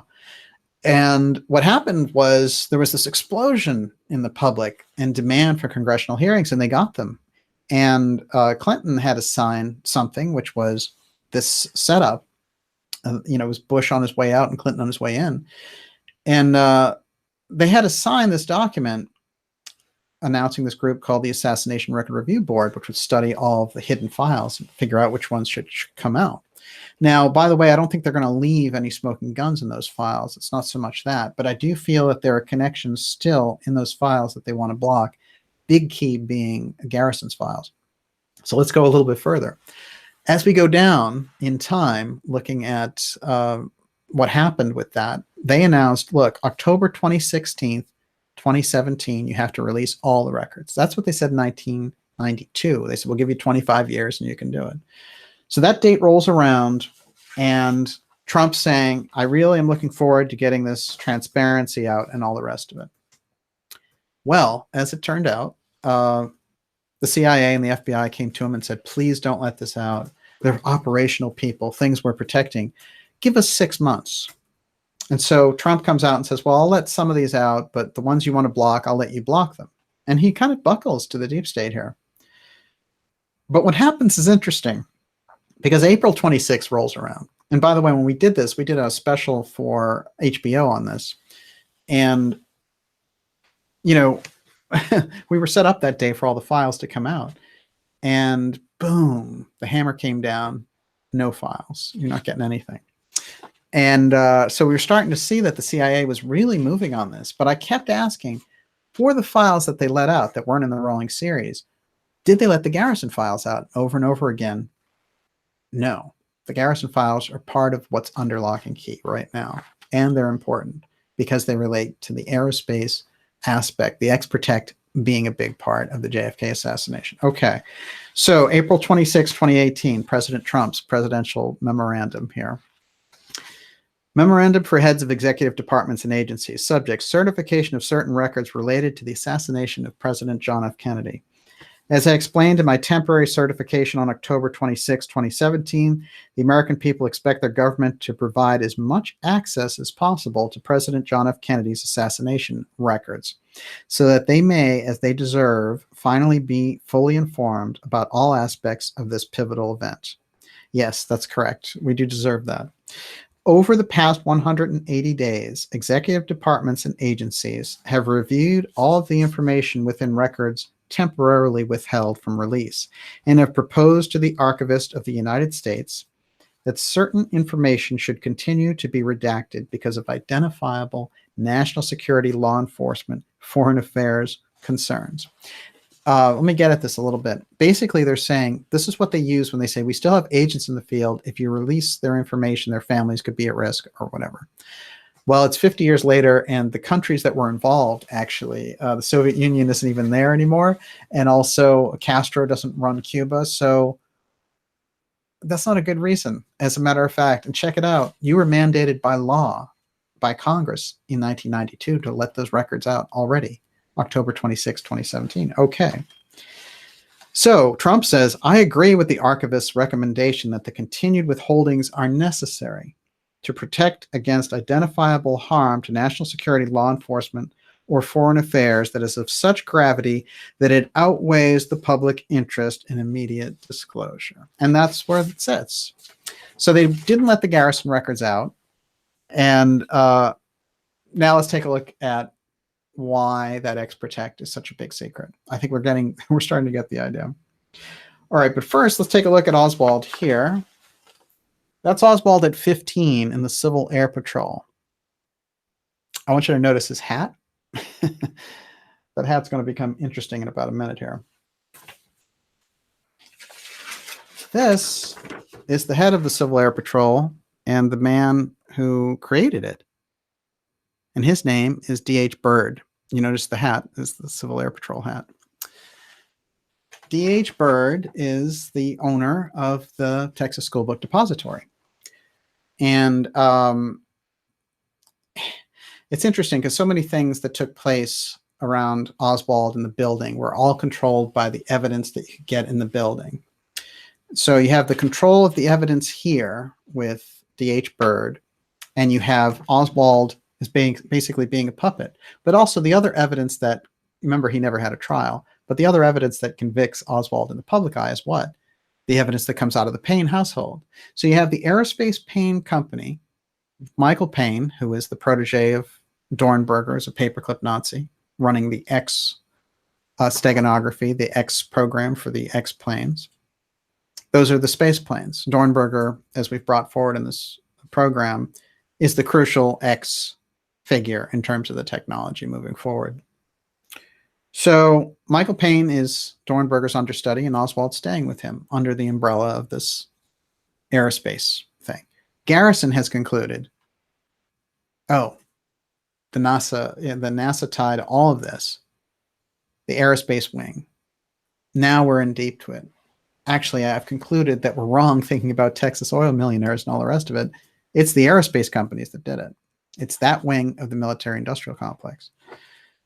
Then we have our friend here, D.H. Byrd. Now, here's something I brought out last year about Byrd that just wasn't on the record anywhere.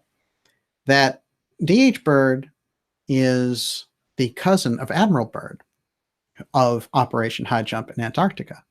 So now we have a real military aerospace aspect because, of course, all the questions about high jump and the UFO file aspects that he encountered when he went there and all these discs basically harassed his expedition, and he had to come back, and he told the reporter in Chile, well, you know, we're shaping up for a whole new war at the poles with these discs.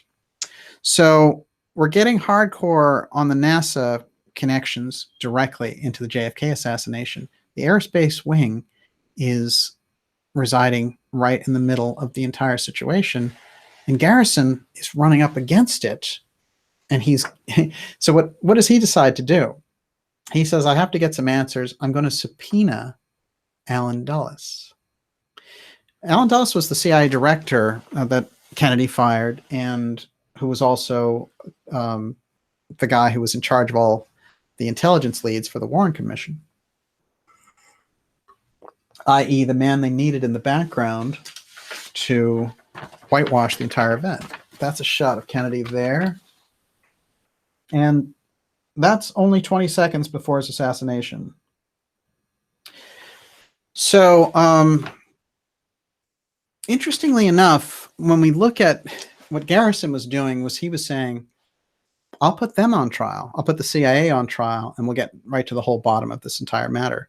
which frankly was probably so impractical a thing to do. And yet when you think about where we are now, if that had been done and the reforms had been done on the deep state and the intelligence communities, all the next 50 years of history with 9/11 and all that junk probably wouldn't have happened. So he was moving in the right direction. So Dulles tells LBJ, I have this, subpoena. What am I going to do? And LBJ says, rip it up and I'll back you up. And that's what they do.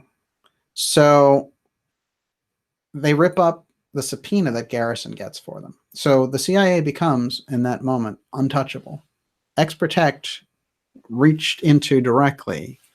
Garrison, as a public law enforcement officer, can't get a reaction. They can rip up a subpoena. So X Protect, under this umbrella of the CIA, becomes an extra constitutional force. They don't operate under laws. You can't subpoena them. That's a historical fact. So to get a feel for X Protect on that level, which I mean is really the high, obvious level, which is a CIA director, somebody who's available for public consumption, and out there, people know the name and all the rest of it. I'm not even talking about the X Protect people behind them. This is Richard Bissell, who was one of Dulles's lieutenants in the CIA.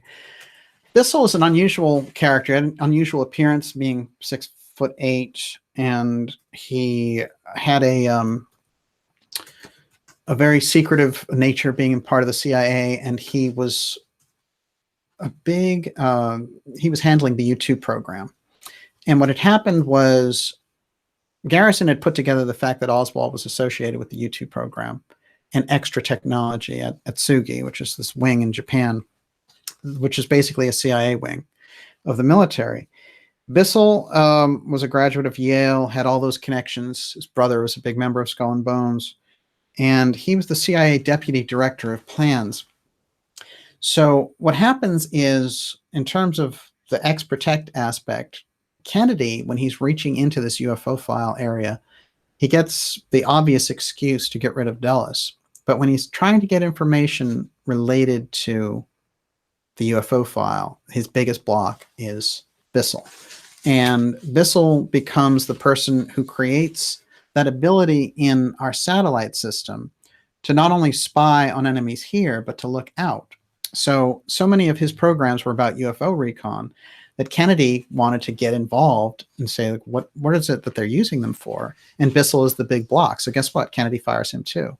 You can see, you're building up here with Kennedy. He's becoming an enemy of the CIA. There's no question about it. That's bad enough. But X Protect, which is set up in this fashion to basically eliminate threats, they're in a situation where I think, even if you had something where you looked at a situation and you said to yourself, X Protect, the regular CIA has ways of undermining the presidency. They can do all these things. The X Protect wing needs to protect the technology and the curtain around that technology at all costs, as I've outlined here. So when we get into the way that they handled the JFK assassination, what do? Well, they take Guy Bannister, and they take his protege, who's Oswald. They make him look like a communist by handing out communist literature. Guy Bannister, of course, managed the UFO file for a decade before he went to New Orleans. And he's deeply associated with it. It's on record. So they take Oswald, and what does Oswald say when he's leaving Riley, just like all these other people? He says, I'm going to work for NASA. So they were going to move Oswald and all those people out into this NASA situation. And they said to Oswald, you know what? You need to go back to Texas for a while. And we have this job for you, set up at the Texas School Book Depository. And guess who owns it? The guy who ran the Civil Air Patrol, which you were a part of. So D.H. Byrd, and D.H. Byrd has that connection of Admiral Byrd, and Admiral Byrd encountering the UFO file up front and personal when he went. So all that stuff is on record. So the question becomes, what do we do? What do we got there? We've run headlong into Garrison's X Protect group. And we saw that early on, before we even got to the Kennedy aspect, that those people like Frank Scully, like Albert Bender, like Morris Jessup, they were encountering X Protect in the form of these intimidation tactics and Men in Black. That's where the whole thing comes from. And then we see that Edwards was an incredible journalist on this. And in those political circles, he was well respected. You know, I showed a picture of him there with Truman, but there are other pictures of him in these circles. And they understood that his research was good. So interestingly enough, Edwards dies very unusually of a cerebral hemorrhage in the middle of all this research about the Men in Black. So he's encountered X Protect. And, you know, whenever we get around the JFK assassination, you've got this death list of the witnesses. One of the most important of those being Mary Meyer. And I'm just going to touch on Mary Meyer here briefly because Mary Meyer being the wife of Cord Meyer, and Cord Meyer being identified by people like Hunt, who was the CIA super spy I referenced earlier. But he said that LBJ and Cord Meyer had coordinated the assassination aspects and worked on it as a team over time. But Mary Meyer was close to JFK. And this is kind of like that aspect where she kept a diary. And there's this fantastic story where her sister is married to the Washington Post publisher, Ben Bradlee. And when she's found shot in these unusual circumstances, her sister and Ben Bradlee go to her apartment and they encounter Jesus James Angleton. And he's the operations director for the CIA. And he's in her place. And they try to get some answers out of him. What's going on here? And they figure out that he was looking for that diary of hers, which apparently JFK had shared information relating to the UFO file with Mary Meyer. Now he's out of the picture. Now she's out of the picture, but they have to make sure that diary doesn't surface somewhere. So we've come across this over and over again with people like Dorothy Kilgallen, who I mentioned earlier, who people knew from like TV shows in the 60s, like What's My Line? Whenever they get around the UFO file in relation to the JFK assassination in that period, those people are eliminated by X Protect. And I do think that in the normal course of political espionage around an assassination of a president, you would have a lot of, you know, witness deaths and you'd have that death list. But I think the X Protect really shows us the overdrive of it, that they need to get rid of not only people who are aware of the JFK assassination, but anything relating to the UFO file being spilled publicly, because that's part of what they're up to as well. So let's go even further along the line now, and let's recap a little bit. D.H. Byrd owned the Texas School Book Depository. I've discovered that his cousin is Admiral Byrd, who encountered, according to his own account, a massive fleet of discs when he went to Antarctica, and actually gave an interview to that effect. We've seen that Michael Payne, who housed the Oswalds, was the stepson of theosophist Arthur Young and his wife, Ruth Forbes Payne, and that the Paynes, in housing the Oswalds, all the information that will convict Oswald in the public eye will come out of their house. So in terms of that aerospace wing, in a way, Oswald made it. He went to work for aerospace, all right. It just wasn't NASA. It was this weird, freaky wing of the whole thing. So we've also encountered the fact that Garrison really, and I'm going to tell you, I've studied the JFK assassination very, very closely. Garrison got closer to the reality around it than anybody because he went for the aerospace aspect, which is the crucial aspect, in my opinion. So it's very important, I think, that we keep Garrison's investigation in mind whenever we're exploring these subjects. So what is it that we have here on the X aspect? We've got, let's keep in mind, we have Vannevar Bush. And Vannevar Bush was set up to manage the UFO file. He was there to manage the X technology. He created a whole system for it because he had come out of the RAD lab at MIT and created an incredible system of secrecy. He ran the Mason Lodge at MIT, so he understood very well about secrecy. And the Wall Street Journal pointed out at the time in an article that he had better secrecy with the RAD lab than they had in the Army or in other branches of the military. So that's pretty good secrecy.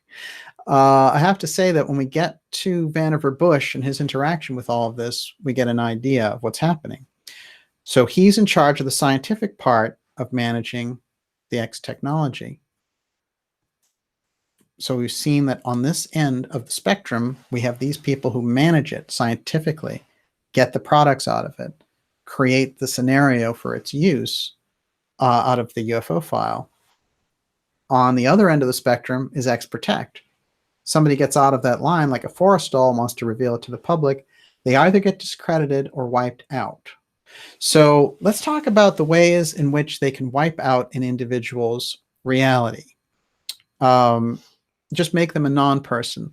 So in 1984, what they would do is they would change the past over and over again. They'd go back to the newspaper article, and Winston, who's the main character in 1984, he has to sit there and paste in another picture and use a different name, and he takes the other person and says non-person and shoves them down the memory hole. So we just forget who they were in the first place. This is something, of course, that he observed in the late 40s with the kind of propaganda that was going on by these different things after the war. But I want to show you an actual non-person who should be very well known.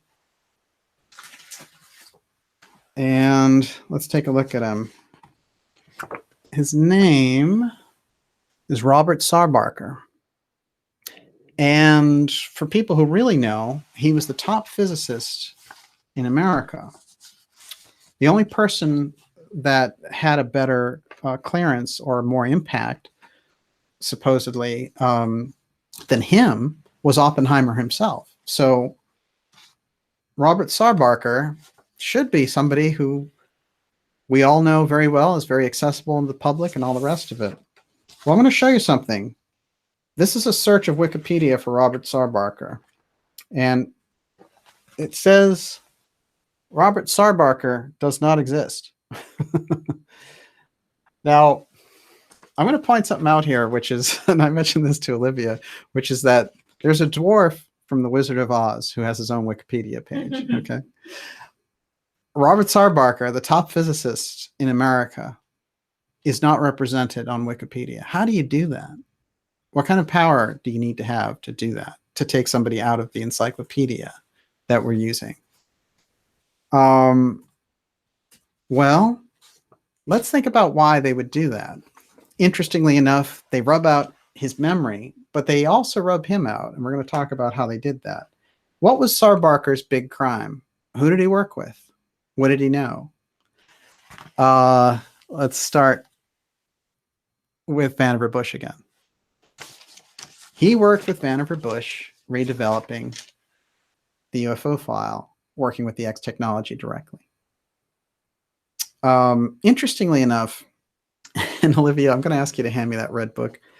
No, it's this one. Sorry. Because if I do it, I'll knock the whole thing over. Huge one? Yes, the huge one. It's I have pointed this one out. Gracias. I have pointed this one out before. Nicely done. This book is UFO Crash at Aztec. It is a thrilling book. It is 600 pages. Okay. It's written in the early 90s by a guy who doesn't show up in studying UFOs again, really. He kind of is a scholarly guy. He came into the UFO subject, boom, did an incredible job and got out. Bill Steinman. It's quite a book, though, and there's a lot of secrets, powerful secrets in here. In there, he tracks down Sarbarker before Sarbarker is disposed with. And I have no doubt that this is all related. Sarbarker is living in Florida, and his Harvard life is behind him. He's been the head of this technology company. He's retired. He's done all this kind of work around scientific communities. He still gives lectures and all the rest of it, but he's pretty much off the board. So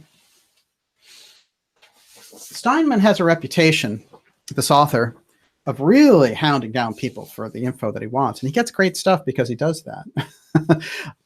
He really is, he's in the face of some pretty hardcore people. And one of the things I want to point out is in his letter here to our friend Sarbarker, I'm going to read the whole thing. So actually, what I'm going to do is read the response, actually. So he basically asks him, we have this information about MJ-12, Vannevar Bush. Like, do you know anything about these people? You're mentioned as being part of this program. What's the deal? And then after a while, Steinman's letters to Sarbarker get to be kind of almost cynical. They're like, well, I'm sorry, apparently you're not going to answer me, but, they're kind of passive aggressive in that sense. They're like, well, thanks for acknowledging me, I guess, that kind of thing. So here we go. Quote, Robert Sarbarker, top physicist in America. They say the only person who outclassed him as a physicist is Oppenheimer. Dear Mr. Steinman, I'm sorry to have taken so long in answering your letters. However, I've moved my office and have had to make a number of extended trips. To your last question of your letter of October 14th, 1983, there's no particular reason I feel I shouldn't or couldn't answer any and all of your questions. He asked him about the UFO work. I'm delighted to answer all of them to the best of my ability. We can see that he's going to be written off by the deep state pretty quickly. First, relating to my own experience regarding recovered flying saucers, I had no association with any of the people involved in the recovery and have no knowledge regarding the dates of the recoveries. If I had, I would send it to you. Regarding verification that persons you list were involved, I can say this. John von Neumann was definitely involved. Dr. Vannevar Bush was definitely involved. And I think Dr. Robert Oppenheimer was also involved. So they had Oppenheimer working on the UFO file. My association with the Research and Development Board under Dr. Compton during the Eisenhower administration was rather limited, so that although I had been invited to participate in several discussions associated with reported recoveries, I could not personally attend the meetings. I would have loved to have asked Dr. von Braun and the others that you listed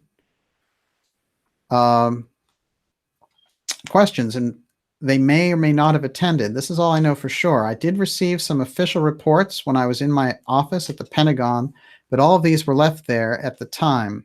We were never supposed to take them out of the office. I do not recall receiving any photographs such as your request, so I'm not in a position to answer. I have to make the same reply as on your other question. I recall the interview with Dr. Brenner of the Canadian Embassy. I think the answers I gave him were the ones you listed, relating to talking about the UFO program that was active in the United States. That letter he's referencing is from 1950. Naturally, I was more familiar with the subject matter under discussion at that time. Actually, I would have been able to give more specific answers had I attended the meetings concerning the subjects. You must understand that I took this assignment as a private contribution. We were called $1-a-year men. My first responsibility was the maintenance of my own business activity so that my participation was limited in managing the UFO file. Sarbarker is saying he's on the periphery. About the only thing I remember at this time is that certain materials reported to have come from flying saucer crashes were extremely light and very tough. I'm sure our laboratories analyzed them very carefully.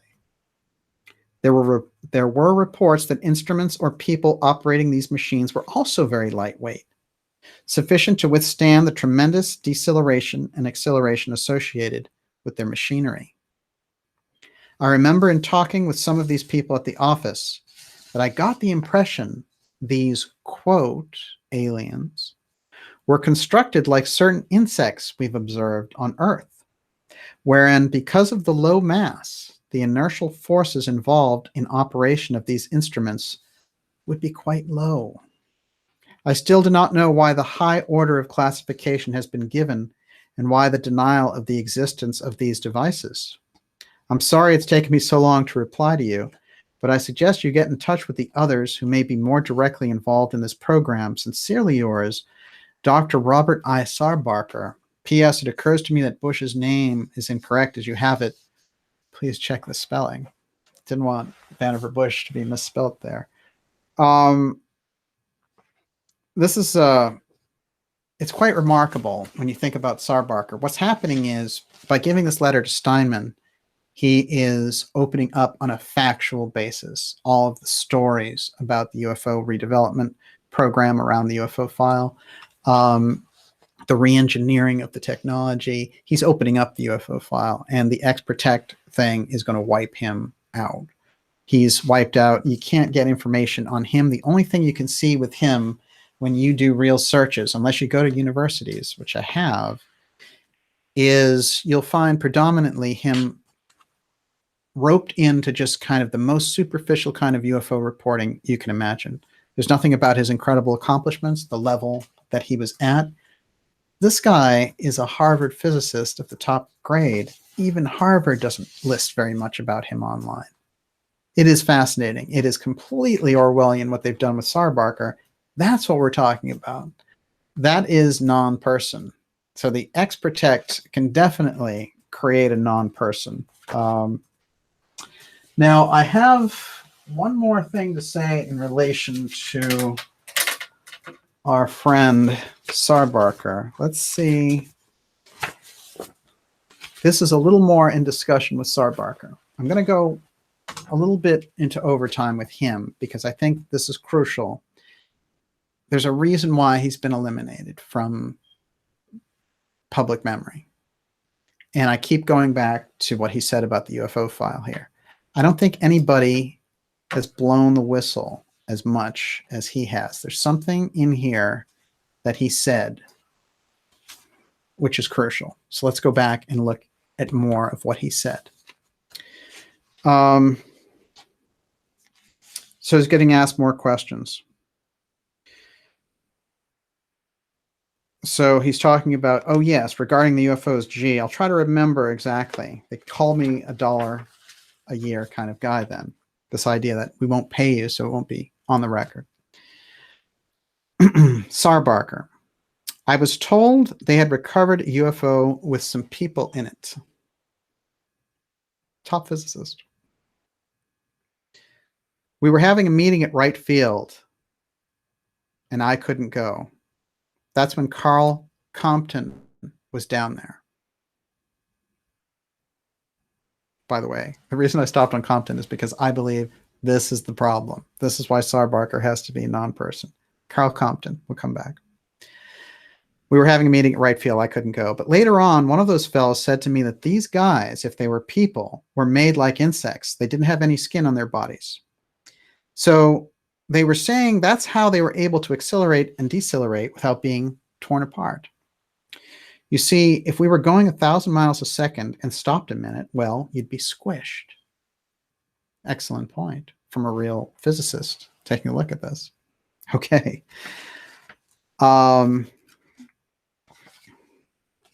So the question gets asked, was this about a crash that just happened or that it happened sometime before? And Sarbarker says, well, yeah, the conversation was that it had been recovered. So he's documenting here that they're saying to him, we have a recovered craft. It crashed. That's why they were talking about it.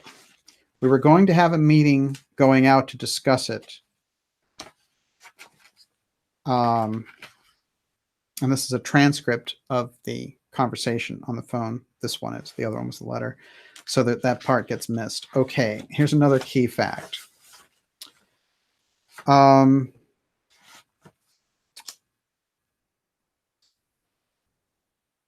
So the author says, well, you're quoted as saying that the UFO file is classified 2 points higher than the H-bomb In fact, the most highly classified subject in the US government at the present time. And Tsar Barker says, yes, I don't have the slightest idea why. Now that's interesting. Tsar Barker, they have not informed him of the depth of the power and the reach of the UFO file. But because he's opening up what they were telling him, what they did relate to him about redeveloping this program, suddenly, from being sitting pretty here in 1983, on retirement, just doing these gigs here and there, celebrated in history, then things have to change for him. We're going to see that things don't go very well for him after he admits this stuff. But let's get a little more confirmation from him in this exchange. Okay.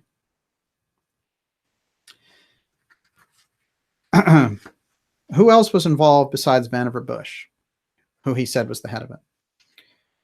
Well, after Bush left, somebody else came in.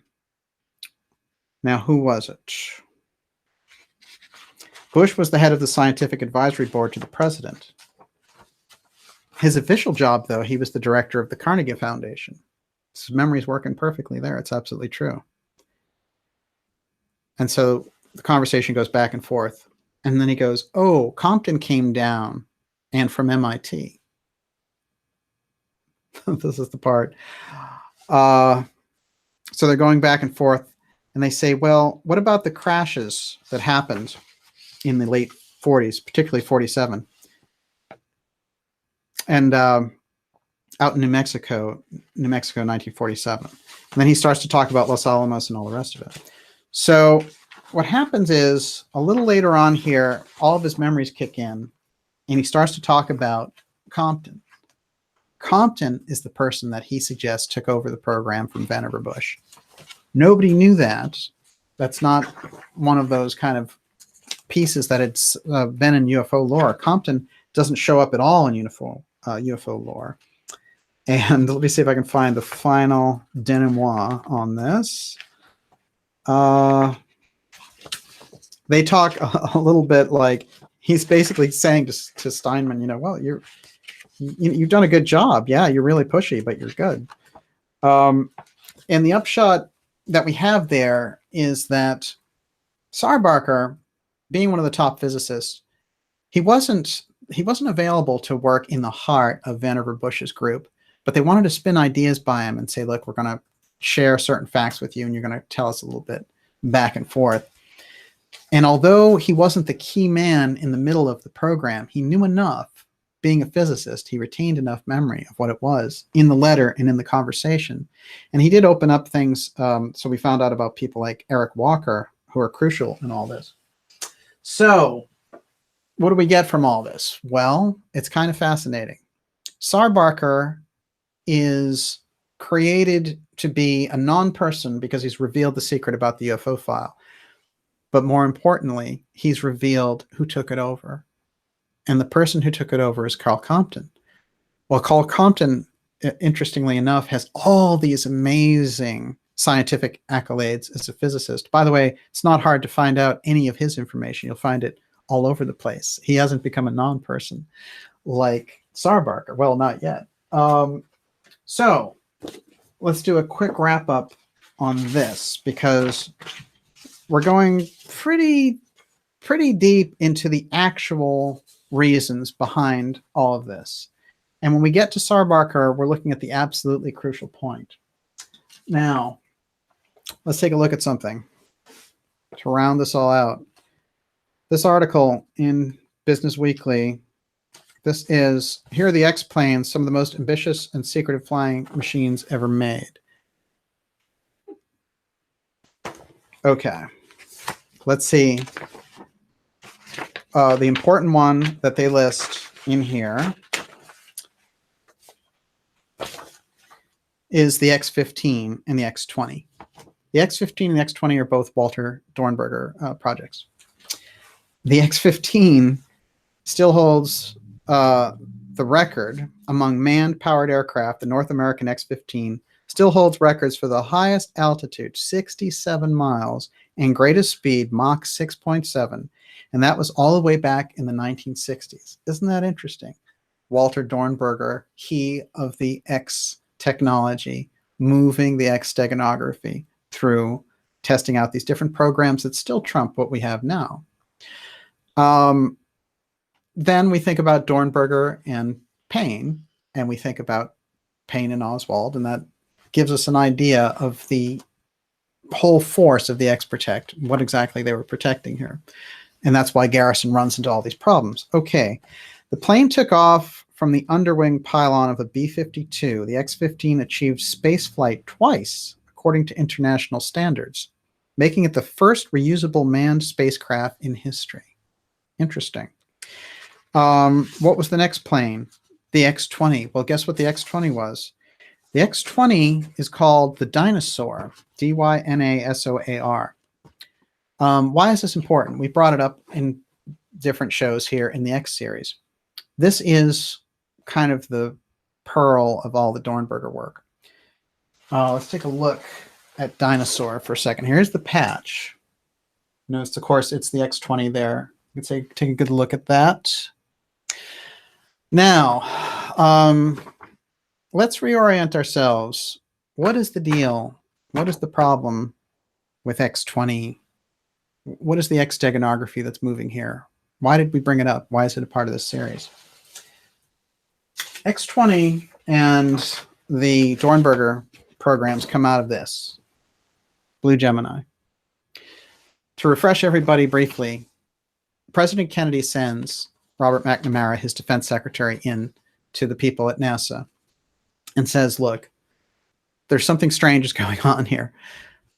We have a space program, but in fact, there's another space program that these people are pursuing on their own. We need to get rid of that program. This program had somehow snuck in over $1 billion in financing. Blue Gemini. Before it could get off the ground, one of the things that Philip Corso, who of course gave us The Day After Roswell, and he was somebody who worked, was Colonel Corso, worked with the Foreign Intelligence Office for 4 decades under 3 different administrations. And he said, these planes that Dornberger built that were breaking the speed records back then, what were they for? UFO recon. They were chasing UFOs. That's what the whole thing was about. When they get to Blue Gemini, they've decided this is the perfect UFO recon thing, but they don't want to share the UFO file with Kennedy. This is part of the battle over it. X Protect is saying you can develop this on your own and forget about the Kennedy administration. They can't reach into this other level. Basically, with the information and the technology will become out of their reach. They'll have to work with us or die, basically. So Blue Gemini becomes the kind of crucial breaking point because it's a revolt on Kennedy's side saying, no, I'm going to send my defense secretary in there to NASA and to pull it away from the paperclip people who've developed Blue Gemini. I'm going to give the program to the military. Now, this is shocking because Kennedy was very careful with not giving the military too much power. But he said, you know what, rather the devil that I know than the devil that I don't. And he kicks Blue Gemini back to the military, completely flattens the program out. Blue Gemini never goes anywhere. That's the end of it. Kennedy dies, assassination, boom, X-20 Dynasaur. We're back. X-20 Dynasaur was not contemplated as a weapon system or even as a prototype of a weapon system. It was a narrowly defined program limited primarily to developing the techniques of controlled reentry at a time when the broader question of do we need to operate in near-Earth orbit had not yet been answered. I don't think that we should start out on a billion-dollar program until we lay down very clearly what we will do with the product if and when it proves successful.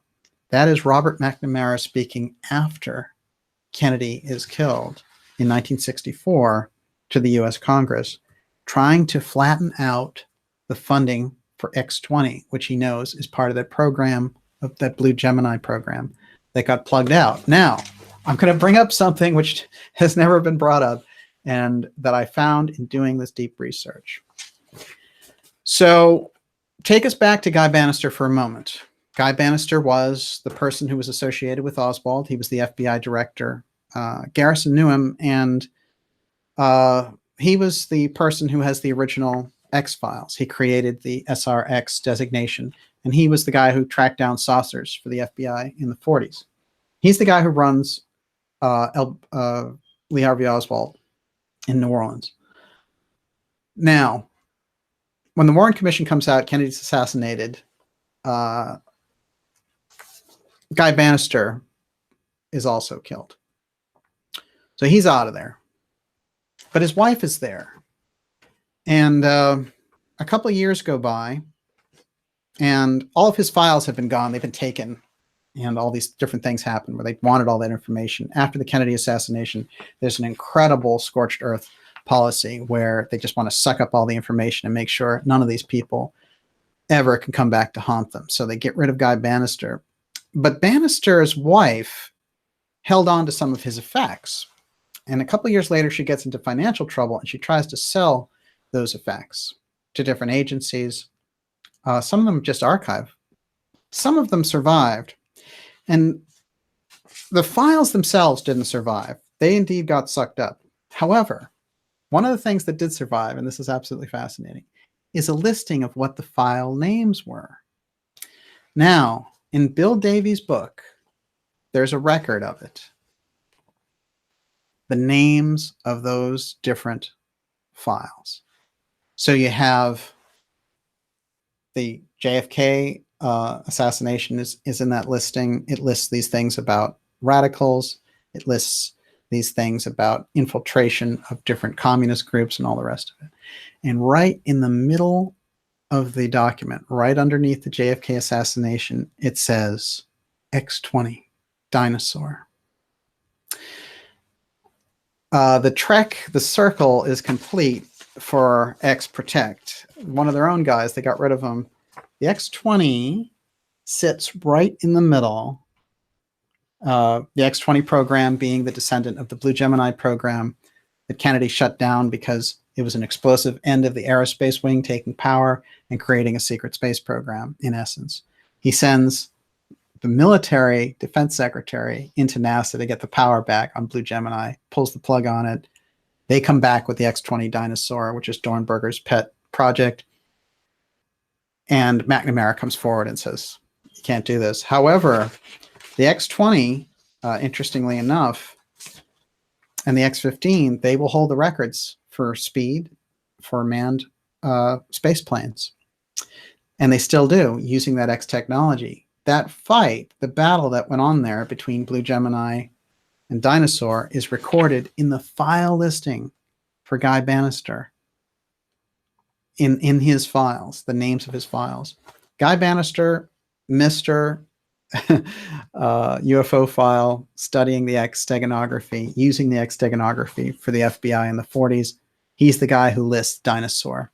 Why on earth would he list Dinosaur on his files? The Dinosaur X Protect program was in play. Kennedy had moved against the aerospace agencies. Garrison had said all the people associated around the assassination have gone to work for NASA. In the middle of his investigation, he decides, oh my God, I've been looking at the wrong angle. You know what it is? It's an aerospace wing that's assassinated the president. What do we have now? The records that are being blocked are the Garrison records. They're literally called the CIA secret files on Jim Garrison. Those are the records that they don't want us to see, because they're going to say, we were doing all this observation and surveillance on Garrison. And what was he doing? He was looking into X-20 Dinosaur. He was looking into Hughes Electronics. He was looking into Boeing. He was looking into Lockheed, the United States of Lockheed. And he was looking into General Dynamics. That's where he felt that the assassination resided. Now we have Guy Bannister, who's in the heart of the JFK assassination, with X-20 Dinosaur as his file name. There's no reason for Guy Bannister to be studying X-20 Dinosaur.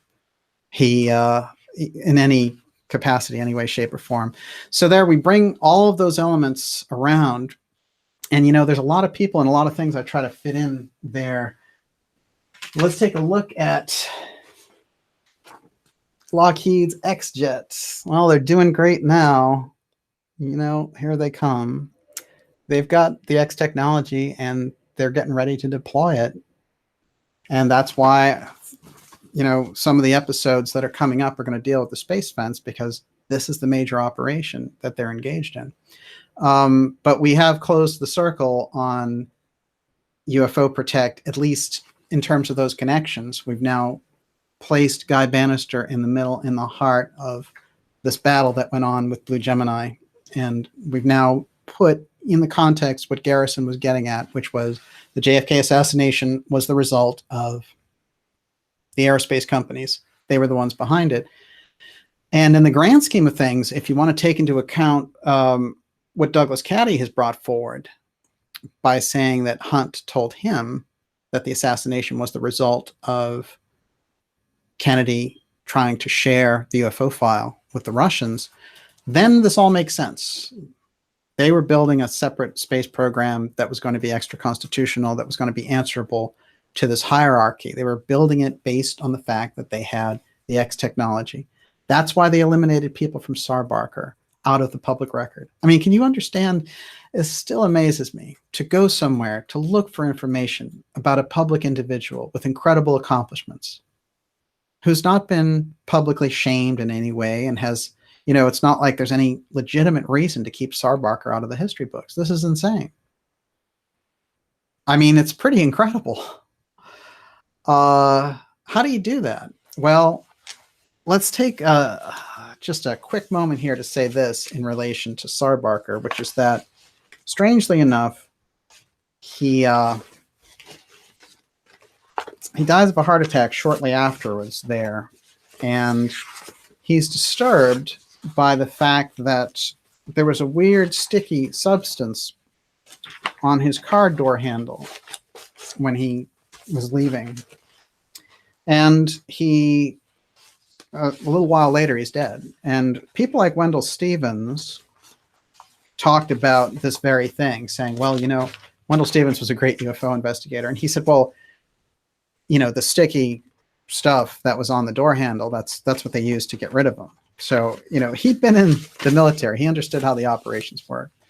So we have to understand the level that groups within the deep state, like the intelligence agencies, are willing to play at, which is why when you see the CIA people get around the UFO file and these public companies come out saying, hey, look, I have this ex-CIA person, he's going to reveal the UFO thing to the public, we have to understand exactly who we're dealing with there. You know, and we have to understand it is the crux of the battle that took place here 50 years ago. And that's how we understand our history and get a handle on it. The question is, how do we get a handle on them now? Knowing this, the information is the first step. That's my basic suggestion there. And with that, I will turn this over to Olivia, who is right in the heart of the discussion. First of all, do you have anything left to drink, or do you need water? No, I still have that bottle of water. Good. Thank you. That's a good point. Jeez. All right. So a cult fan starts the night. Hey, a cult fan.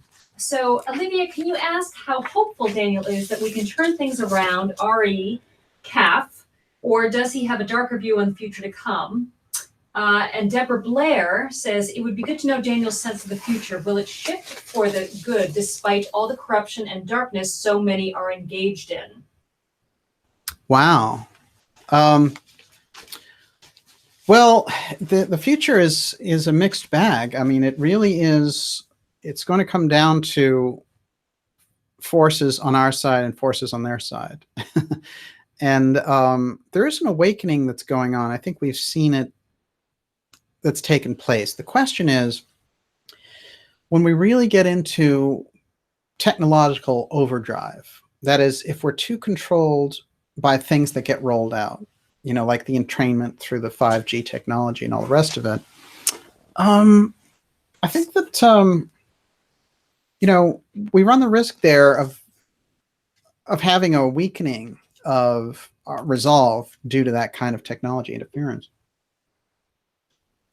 There's a lot of people, you know, it's nice to be in a situation like this where there's a lot of conscious people in this conversation, and we're able to trade ideas on a very high level going back and forth, even here. But the vast majority of people aren't getting exposed to this kind of information. You could say it's available, maybe more than it was, but they're flooded over with, you know, Fergie and junk like that. So we're in a very interesting place where we have to figure out how are we going to move this kind of information to people who are being programmed with a lot of junk. And I think the way that we do it is by, I apply those rules of dark journalism, which is getting at the official story and developing a counter story and really getting rid of the junk conspiracy third force narratives that pop up in the space. It seems to me that's the clearest way to get the information out. You know, I'm a journalist, so I'm a really an information guy. So I see things coming through having more information. You know, I love the knowledge is power thing, but it's knowledge applied that becomes the power of it. So how do we apply this knowledge?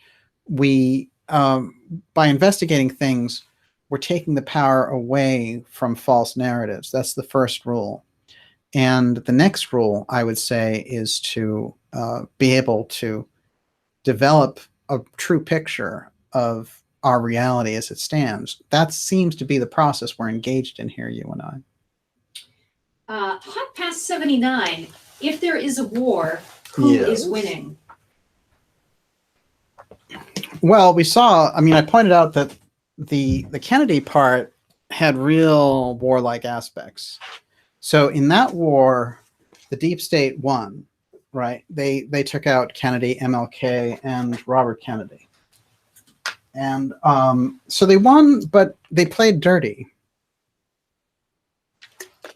That is, they couldn't win at the ballot box. And so they won with a coup, and then a double coup, and then elimination. So I would say this. The war is always on being able to identify who the adversary is. And the adversary in this case resides more in this collusion of political and corporate force and their interaction with covert levels of power. So the only thing that we can do to kind of level the playing field is bring more transparency. When you have that, you get a people force because awareness, you know, it's like a great wind that blows these great tides. And what happens is we're looking at a situation where we're getting propagandized, you know, we're getting the battle that we're seeing these forces fighting with each other in America and then across the world. And it's relating to this kind of global governance structure, which is based on a corporate model and versus independent sovereignty of nations working together. That's where I think the heart of the battle is, because if you have a sense of identity, if you have a sense of your history, if you have a sense of tradition, you're not going to suck into the transhumanist version of this hyper-technological future that they're building with the X technology. It's totally different. So they're going to want to make you an unperson. They're going to want to make you and I an unperson. And to the extent that we take people like Sar Barker out of the unperson file and bring them back into transparency and the reality in the background. Garrison is another one. That's the power that we have to do that. And it moves. These things do move. Okay. Okay. David Donaway said, yes, knowledge is power to those who have the power to use the knowledge. It is always about energy. So I think that's where you're giving us all this new information, and I think people are curious about what to do with it now. How do they apply it? Yeah, well, that's a good point. Application is the wisdom of the sages, right? That's the real trick to it, because this is what's going to happen. We're going to get into a situation where we realize, oh, you know, we can see what not to do. That is, people get a little bit of information about something, and then we see all these people spending all this time saying, well, we're going to put Hillary in prison and all this stuff. Okay, maybe a worthy cause, but it's not going to change things fundamentally.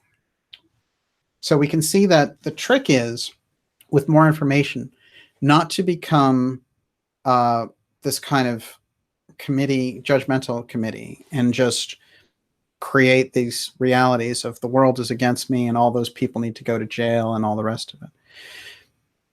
I think what it is we have to start to see through the reality of things and get past the kind of fairy tale that they've laid on us through the media. If we do that, we have more awareness, we have our intuitions working better, and we have the ability to have a greater impact on people. Now, I never think in terms of, I have this information and let's start a political movement with it. It's more that, like great ideas that have come forward, like the work of Professor Scott or like the work of Joseph Farrell or Catherine Fitz, it changes the reality because thoughts are things. And so once your thinking is opened up, once your thinking becomes informed, then the reality becomes different. And that's really what we're after. I mean, even in going into this UFO file situation, you can see that in those groups and those covert groups like the CIA, they understand the public quest for information about these mysteries is too heavy for us just to shut down. What we need to do is co-opt it into a threat idea now. That's the most dangerous turn of events, when they move in that direction. So there has to be a very definite, which is why when the TTSA came out, there has to be a very definite move against that. That is the CIA intel presence around the UFO subject. And we have seen, this is the terrible thing, which is some of the really good UFO authors. We've seen them kind of cozying up to these figures coming out and playing this CIA game. I don't like those things where everyone comes out and calls everyone else like a shill and all that stuff. I'm not saying that. What I'm saying really is that it's not worth it. So I would say to the really good UFO investigators who've studied these things in the past and informed the public around the dangers of working, with the CIA and intel groups, that they're always spreading misinformation. And the idea that you're going to come out with a group that openly says, we're a bunch of Lockheed Martin CIA people and work with them, it's just so against the grain of the kind of research that UFO authors and deep state authors have done that, it would be like Noam Chomsky chumming around with the CIA director. It's a picture that does not come together. So we have to make the first statement, I think, out of all this work is, number one, the CIA around the UFO file is a deadly combination. So that has to be rejected outright when it comes up. That's really first in the present environment around these topics. And the second thing is to understand and decode what they've been doing with the X Steganography, what it is and how it shapes our world now. It's getting a handle on what is actually going on. And with that handle, I can make an informed decision. So there's so many different people, we make so many different types of decisions, but if I have the information, I can make an informed decision. Okay. Now, John would like me to read a famous quote, which I've heard before, and it's great. And it is, "When I despair, I remember that all through history, the way of truth and love have always won. There have been tyrants and murderers, and for a time, they can seem invincible. But in the end, they always fall. Think of it always." So. Oh, very interesting. You, that's good. Najat, you have Christine Taggart out there. Excellent. Ice Angel, it's nice to see you. Hot Pants 8267 says, "I would like to know if and how all this research has changed your own belief system. Thanks for all that you do." Thank you. Oh my God, my belief system has been changed for so long. I can't remember the time when it converted over, but I will say this, that, interesting thing about me and the work that I've done is even since I was very young, I've kind of been putting things aside that I've always been a kind of a dark journalist in that sense. And what's been happening, I think, recently is that the X series has allowed me, there's been a kind of a quickening of the types of research that I do, and it has moved into another level, which, you know, I was told this once by a musician about when you practice music, that there's a point when you're doing it where something happens, it's unquantifiable, but you just move into a different level. You're at a different level with how you play. And I think with the stuff that we're researching now, it feels like that hour is upon us. How's that for you? Okay, so John K., under which department of the federal government was the X Protect group? Well, what's interesting, and I find this really fascinating, is they were under the atomic, and it's actually, they've used a few different acronyms for this. AISS was one of them, but it's something to protect atomic secrets. And that is how they were able to, you know, it's kind of like when they put things under continuity of government or Emergency Powers Act, they get all these powers to not leave a paper trail.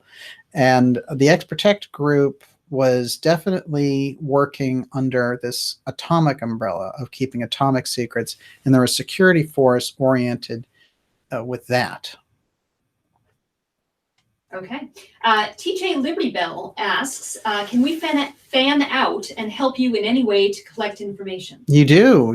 You all do. And I get tremendous tips and tremendous background from people in there. And I just want to say, you know, it's phenomenal, and I use it.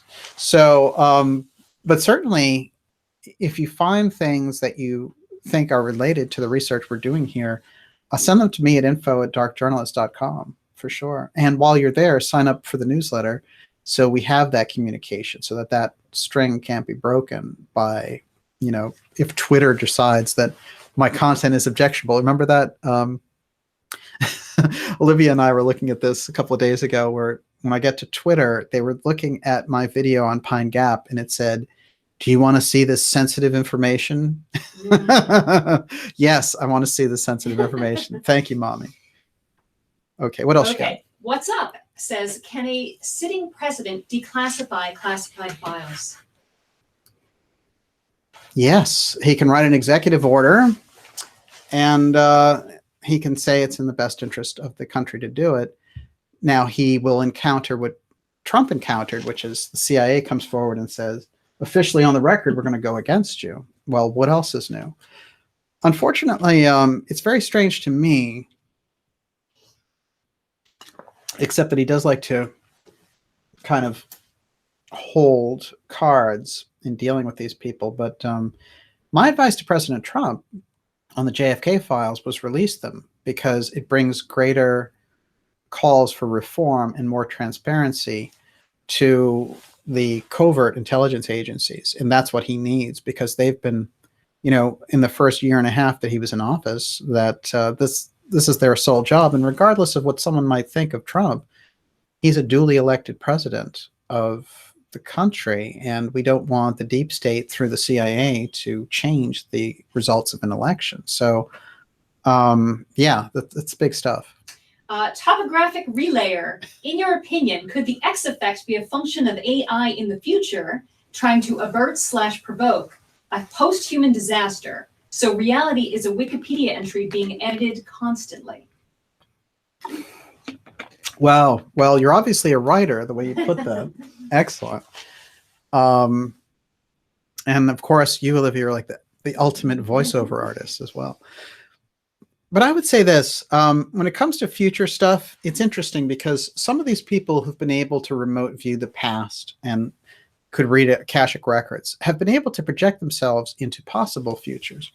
But I think that because we have free will, the future is always moving. It's a moving diagram, and therefore it's hard to say what could be being sent back. But I don't doubt for a moment, just like when these people that we've talked about, like Rudolf Steiner or Annie Besant, when they enter into that Akashic record idea, they feel the events like they're there. It becomes real for them. But I don't know, you know, I don't see them taking part or changing history so much, but I do see them kind of re-experiencing it as a reality. There is something to be said for the idea that it's possible to actually change the past. I think that that's a fascinating theoretical discussion. It's the kind of thing that Arthur Young would have really gotten into, by the way. And I wanted to say this about Arthur Young, who developed Bell Helicopter. In running across his work and finding out that he was a theosophist, and that whole thing about him being involved with the Nine and all that, his work is fascinating.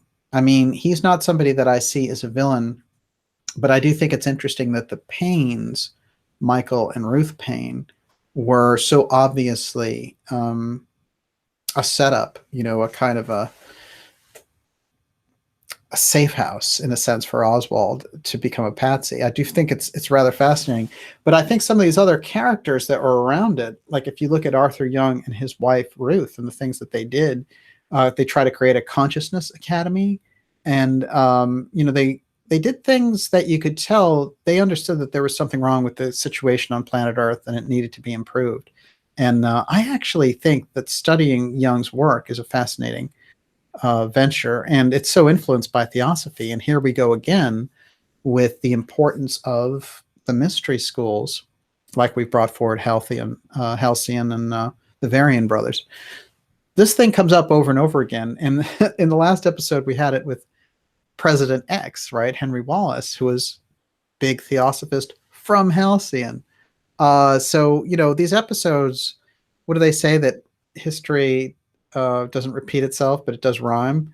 There's something very, very interesting going on here with the mystery schools in the public. And we're getting it because we're jumping in through the X Steganography, the symbolism. We're getting a handle on it in a way we couldn't, in a way I couldn't, say, a year ago.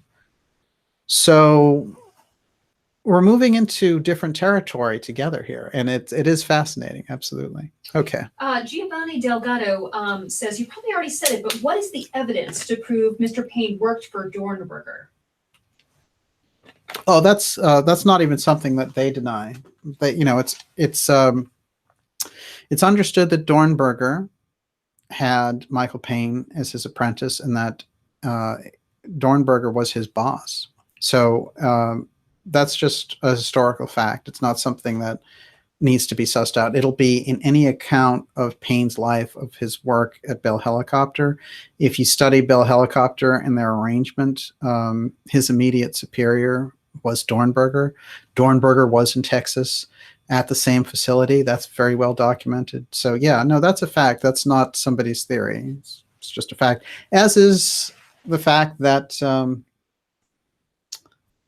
Payne's father-in-law Young and his mother Ruth Forbes Payne were part of the Nine. Paharich and, you know, Andrei Paharich, and that whole idea of these 9 people channeling these alien entities that were supposed to be hovering in some mothership.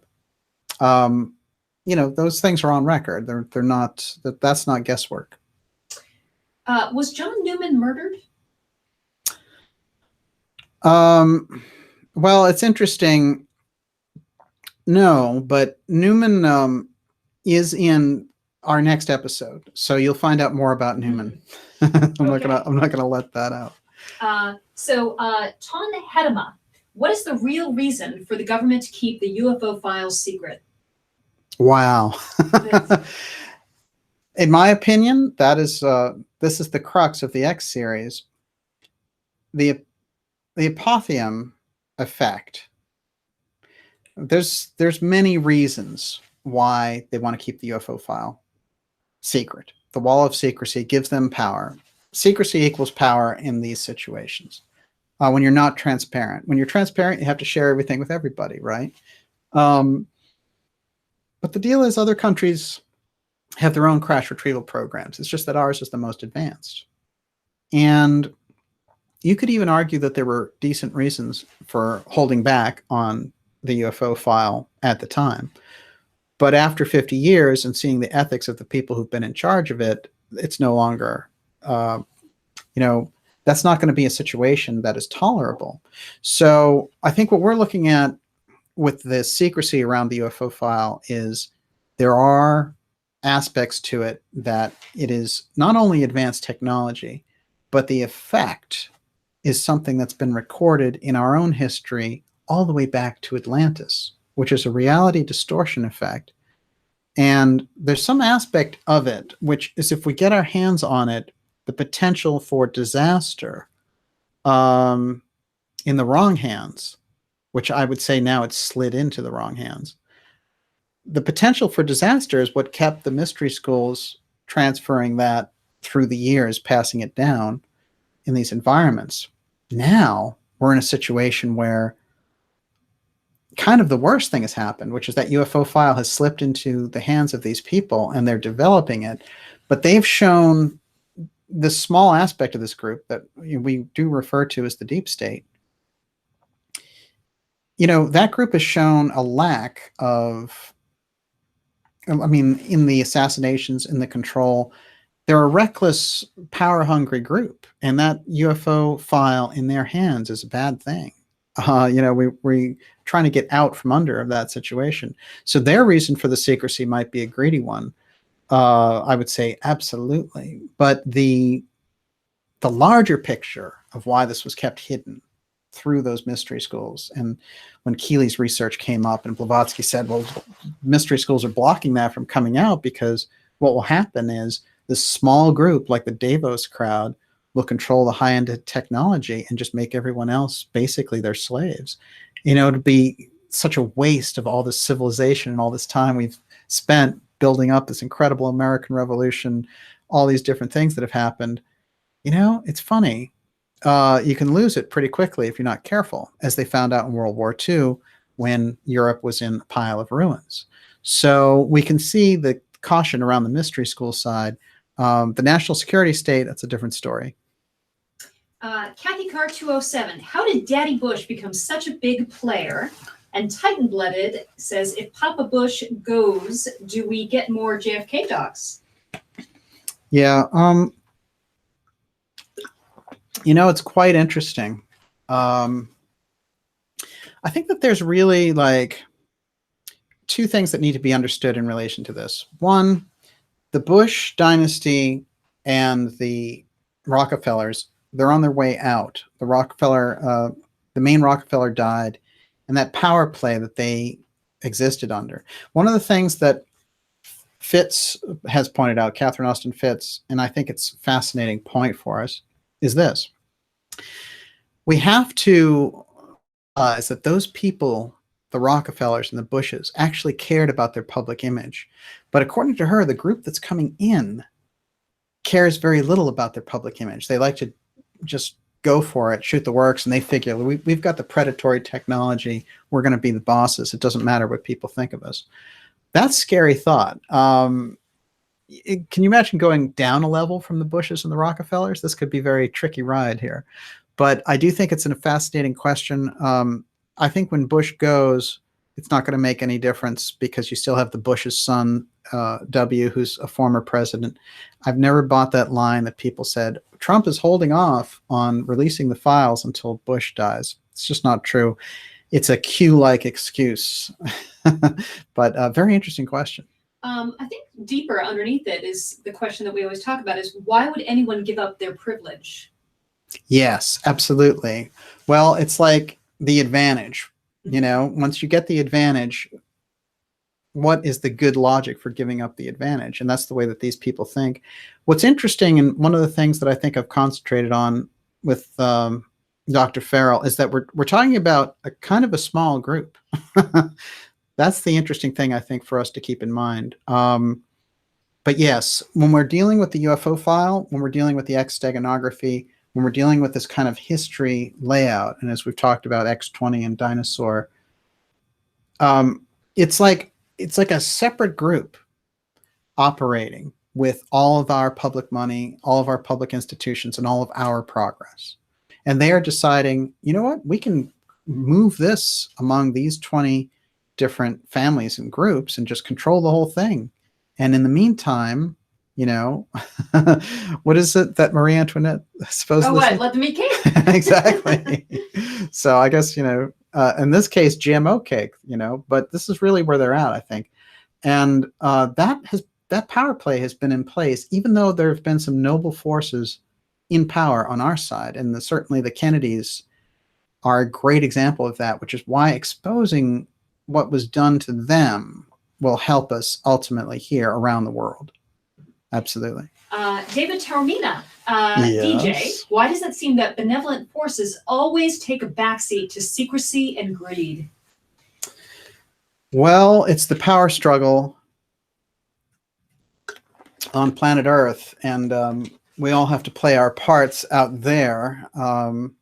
But, you know, it's interesting because groups like Theosophy or Anthroposophy, their answers to situations aren't power, because they realize that taking that type of approach binds you to the earth and the kind of super materialist thinking. That's not actually a way towards any kind of spiritual progress or soul evolution. And it doesn't move things in the culture that way. But there does seem to be this overwhelming need for this kind of militaristic attitude on Earth that we see. And those two forces fighting, I think, is something that we've, you know, you can see it when you go into any important period of history. And it is shocking. I mean, when you go back to the kind of the descent of the Roman Empire, you see a lot of that too. And they had all the power, and you thought, oh, it's such a waste, because the things that they could do with all the civilization that they had built up. So you could say that it's not only human consciousness that's in play there. There's definitely a war going on that goes beyond just what we would consider sort of ordinary human consciousness. Okay, we'll take a couple more questions. Okay, David Donaway, do intelligence remote viewers tap into the Akashic records? Does their association impair their purest psychic capacity? Yes, there are systems. Remember, like a good black magician, for example, would be able to access all kinds of different things, but they're not using, you know, they're basically creating the scenario in there that is going to consume them. When you are working with that type of information, if you certainly have the ability to use it negatively, and you certainly have the ability by using the methods and the process to achieve results. I don't think there's any doubt about that. So you could say on one level, the energy doesn't discriminate because it's a free will zone. However, when you get into actual spiritual realms, and that's basically where your conversation is going, your vision, your ability to function is based around your level of purification. So if you're already somebody who's engaged in black magic or whatever, your levels, you're only going to have access to pretty base levels of information. Kathy Carr 207 has a follow-up question, which is, so then would you say we are in a spiritual war? Well, I think people who've gone very deep on the spiritual side, the Steiners and Blavatskys and Besants, they would say it's a spiritual war.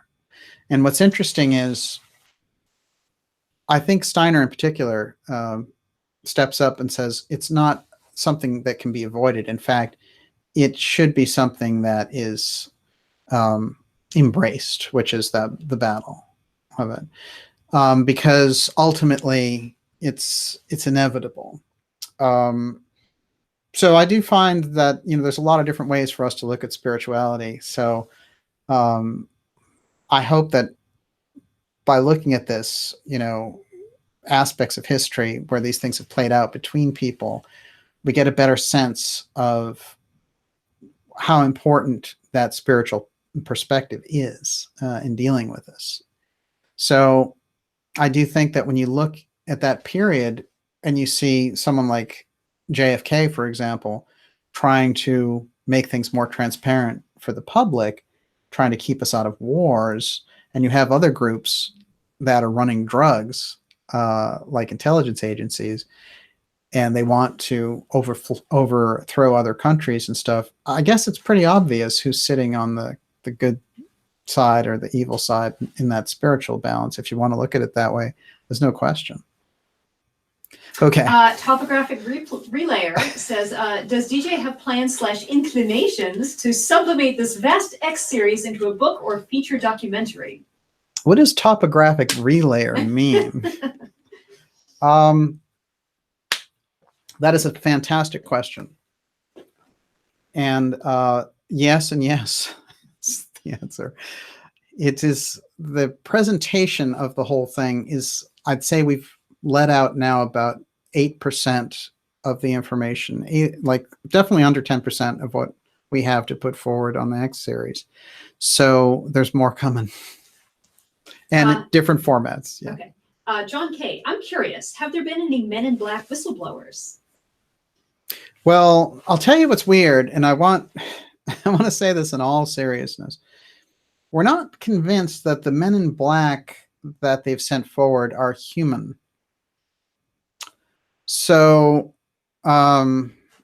it's pretty tricky information. I think that there's a level of X-Protect individual personnel who are deep covert operators, and they just seem menacing when the work that they're doing, or highly manipulative. But there's another group which shows up, which appears like these Laplanders, and there's very strange things about them, and they, I'd say that they seem,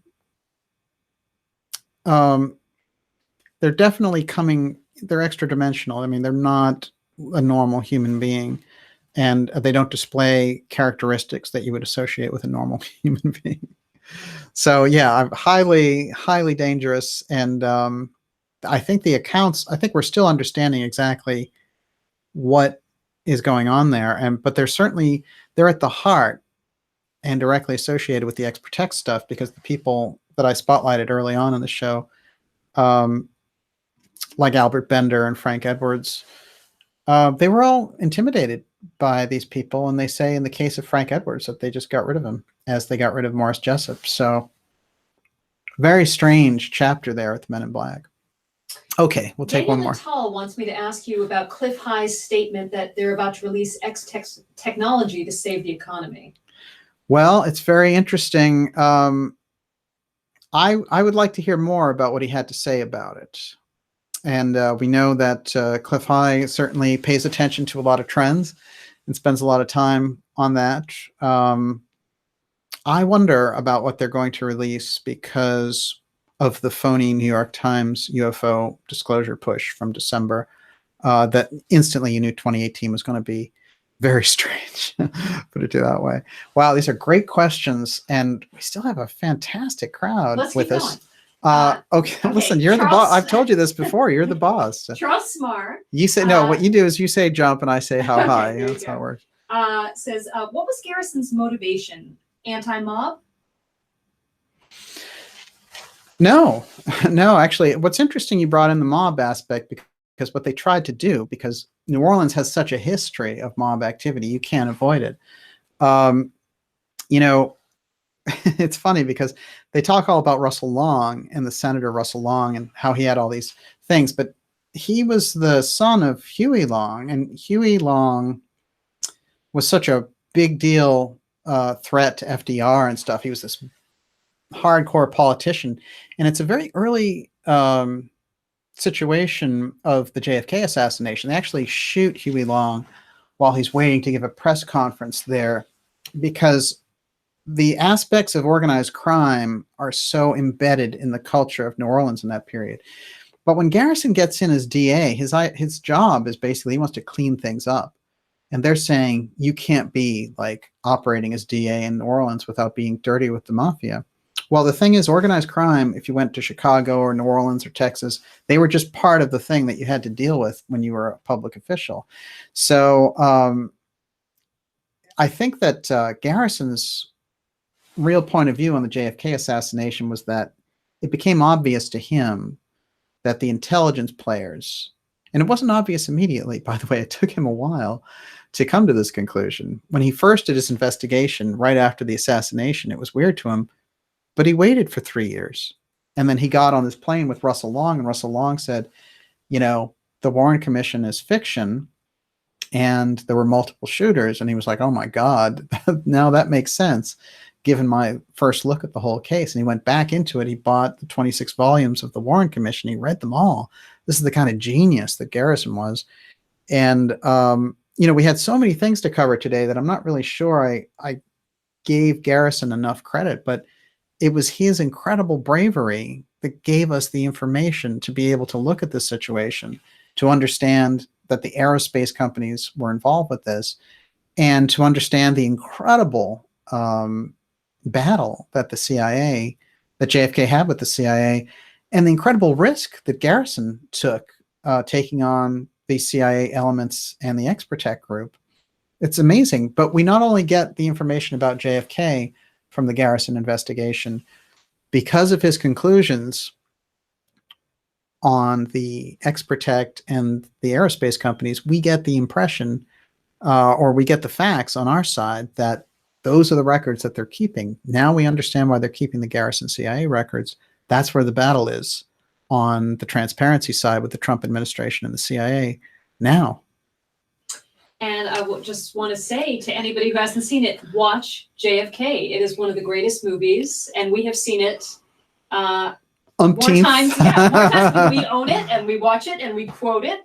And well, there's so much in that movie. It's an incredible, it's a walking library of what happened. But yes, people like David Ferry and Jim Garrison and Guy Bannister, who really, I mean, in a way, the Guy Bannister information from tonight is pretty mind-blowing, because now we have a whole course of information about Guy Bannister and Dinosaur, and it's documented. It's not a conversation. It's not, you know, somebody's speculation or whatever. We know for a fact that one of his files that he was working on was on Dinosaur, and that is the Blue Gemini secret space program we've brought out here that Kennedy shut down.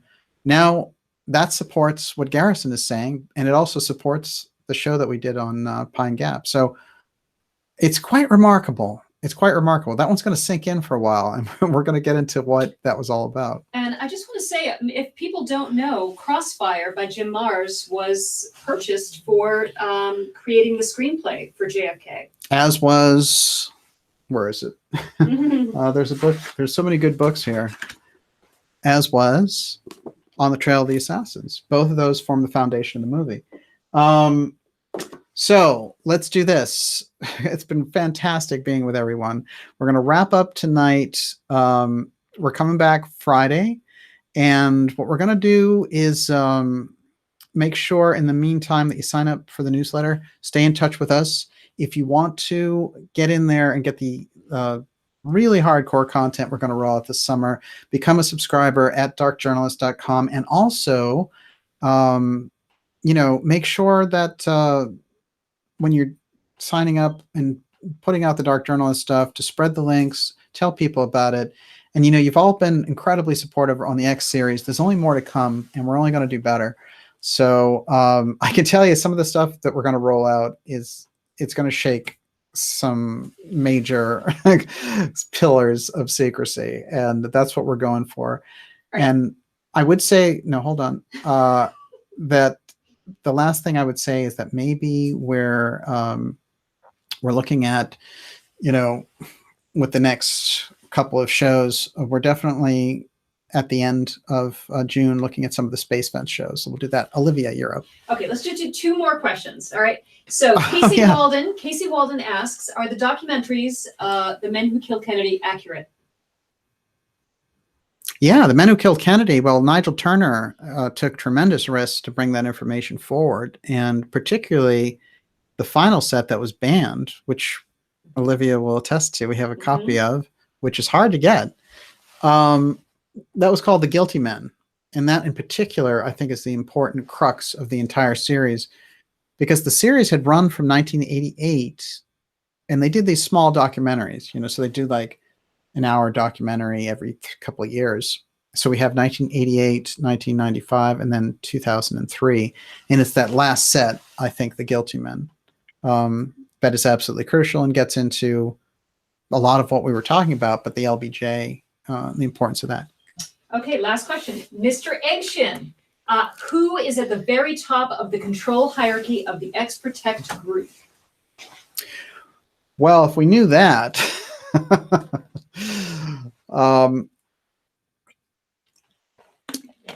I can tell you this, which is when you get people like John Brennan, who's the drone king, coming out, who was the head of the CIA under Obama, when he comes out and starts advocating for more research around UFOs,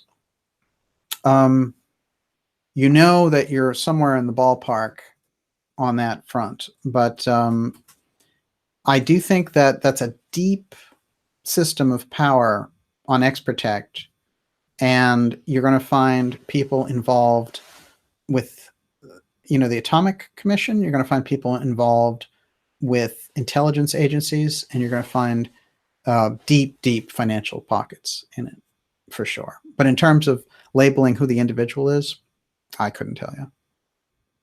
Okay. Do you want more? You got the last one. If you want. It's up to you. I know you've got that look in your eye. Well, actually, Brenda Fisher asked something. The solar eclipse in 2024 forms an X over the U.S. DJ's thoughts? Wow. Unbelievable. Well, you said it all right there. Okay. No, but I will say this. There have been aspects beyond just the normal research information around X that have come out, and it seems like this is an incredible period where we are awakening to certain things, information we just didn't have even a few years ago. And I want to go back to the idea that the X Steganography is like the Rosetta Stone, and that we can unlock certain types of information that weren't available to us. And it really can open up a whole new period. And I think it should for anyone who's studying this, you know, and I'm happy to bring that kind of information forward for us all to research on and get an incredible handle on it. Wow, fantastic show. And Olivia, I have to say, you really did an incredible job. Thank you. You're top notch. And that's even without talking about how much of a retro dance queen that you are. And, you know, seeing Olivia dance to "You Want to Be Starting Something." Oh. Let me tell you, you've never seen anything like that in your life. So yes, expertise. Can I ask one more question? Yes. Okay. All right. I had this. I really wanted to ask it. Jesus Garcia says, yes. The real question for me is, what on earth do these people have on all the countries to make them quiet about this reality? What? Well, that is that goes very much to Catherine Austin Fitts and what she has to say about Mr. Global. But they do have the goods on them, because if you step out of line, just like with the black budget, then you become an example for other countries to step out of line. So if you do that and I pull your IMF loan, and then like Greece, you know, you have this guy who comes out and talks a good game, and then they start monkeying with his money and he has to go along with the system. You know, it's a fascinating control system, but you're getting right up against the control and the controllers when you do that. I do feel that it's hard for other countries. They don't exactly know where we are at with the UFO file. And they have their own programs, but I don't think anyone is anywhere near as advanced as we are on the UFO file, which gives us a great incentive for that kind of secrecy. And, you know, normal types of secrecy, I don't think are any problem. This, you know, we've had this excessive schizophrenic wall of secrecy, and what's happened as a result of it is unethical groups inside that structure have used it as an excuse. That's the main problem. They've used it as an excuse to bring more power to themselves, to get rid of their enemies, to, you know, try to degrade the public discourse. I mean, that's really the issue, which is the misuse of the secrecy. So yeah, here we are. But I do think on this program, and with Olivia and with you guys, we are breaking down that wall of secrecy. And it's kind of fascinating because it's happening. It really is happening. I think we have material in our hands that we just didn't have a couple months ago. I wonder if you could just go into the missing trillions. And we're going to do a show on the missing trillions. Okay. And Catherine Austin Fitts and Professor Mark Skidmore have done an entire audit, and they found $21 trillion missing from HUD and DOD. That's for starters, folks. So we have noticed that there's some press forces coming out, some media angles trying to discredit that. And all I can say is that when you get Fitz on the job, you know, it's like you're not going to get any better than that in terms of figuring out the map of where we are. So that's absolutely crucial. But yes, we're going to be doing a show on that. I do want to say it's terrific to have everyone out there, and thank you so much for joining us on Memorial Day. It's very important for us to keep in mind the people who have fallen trying to do the right thing. And under that type of scenario, that type of umbrella, I'd like to point out that John Kennedy and Bobby Kennedy very much are fallen heroes here for doing the right thing and fighting the good battles. And that's really what it's all about. And for guys like Garrison, I have to say, you know, I have great admiration for people who've stood up to that kind of pressure. And I'd like to know the kind of superhuman stuff that they're made of, frankly. So thank you. And it's great to have everyone here with us. I really had a great time. And I have to say, it'll be great to see you on Friday. And shoot, what's on the menu tonight? What do you think? I want fish food. What does that even mean? That's the yes, frozen yogurt. It's frozen yogurt. Froyo it is. Olivia wins again. Unbelievable. Chocolate, marshmallow, can't go wrong. Nicely done. Thank you, everyone. It was a great crowd tonight. Fantastic questions. I'm overjoyed that you could be with us, and we'll see you on Friday. 7 o'clock Friday? 7 o'clock Friday. Yeah, normal time. Mm-hmm. This was special, right? I'm special? You're supposed to say I'm special? So special. There you go. Oh, that's all you can do? How about a little bit better? No, so special? All right. You know, I sing that. Thank you, everyone. And thank you, Chrissy Hind. Right? No, you sound great. Okay. Good night, everybody. Ciao.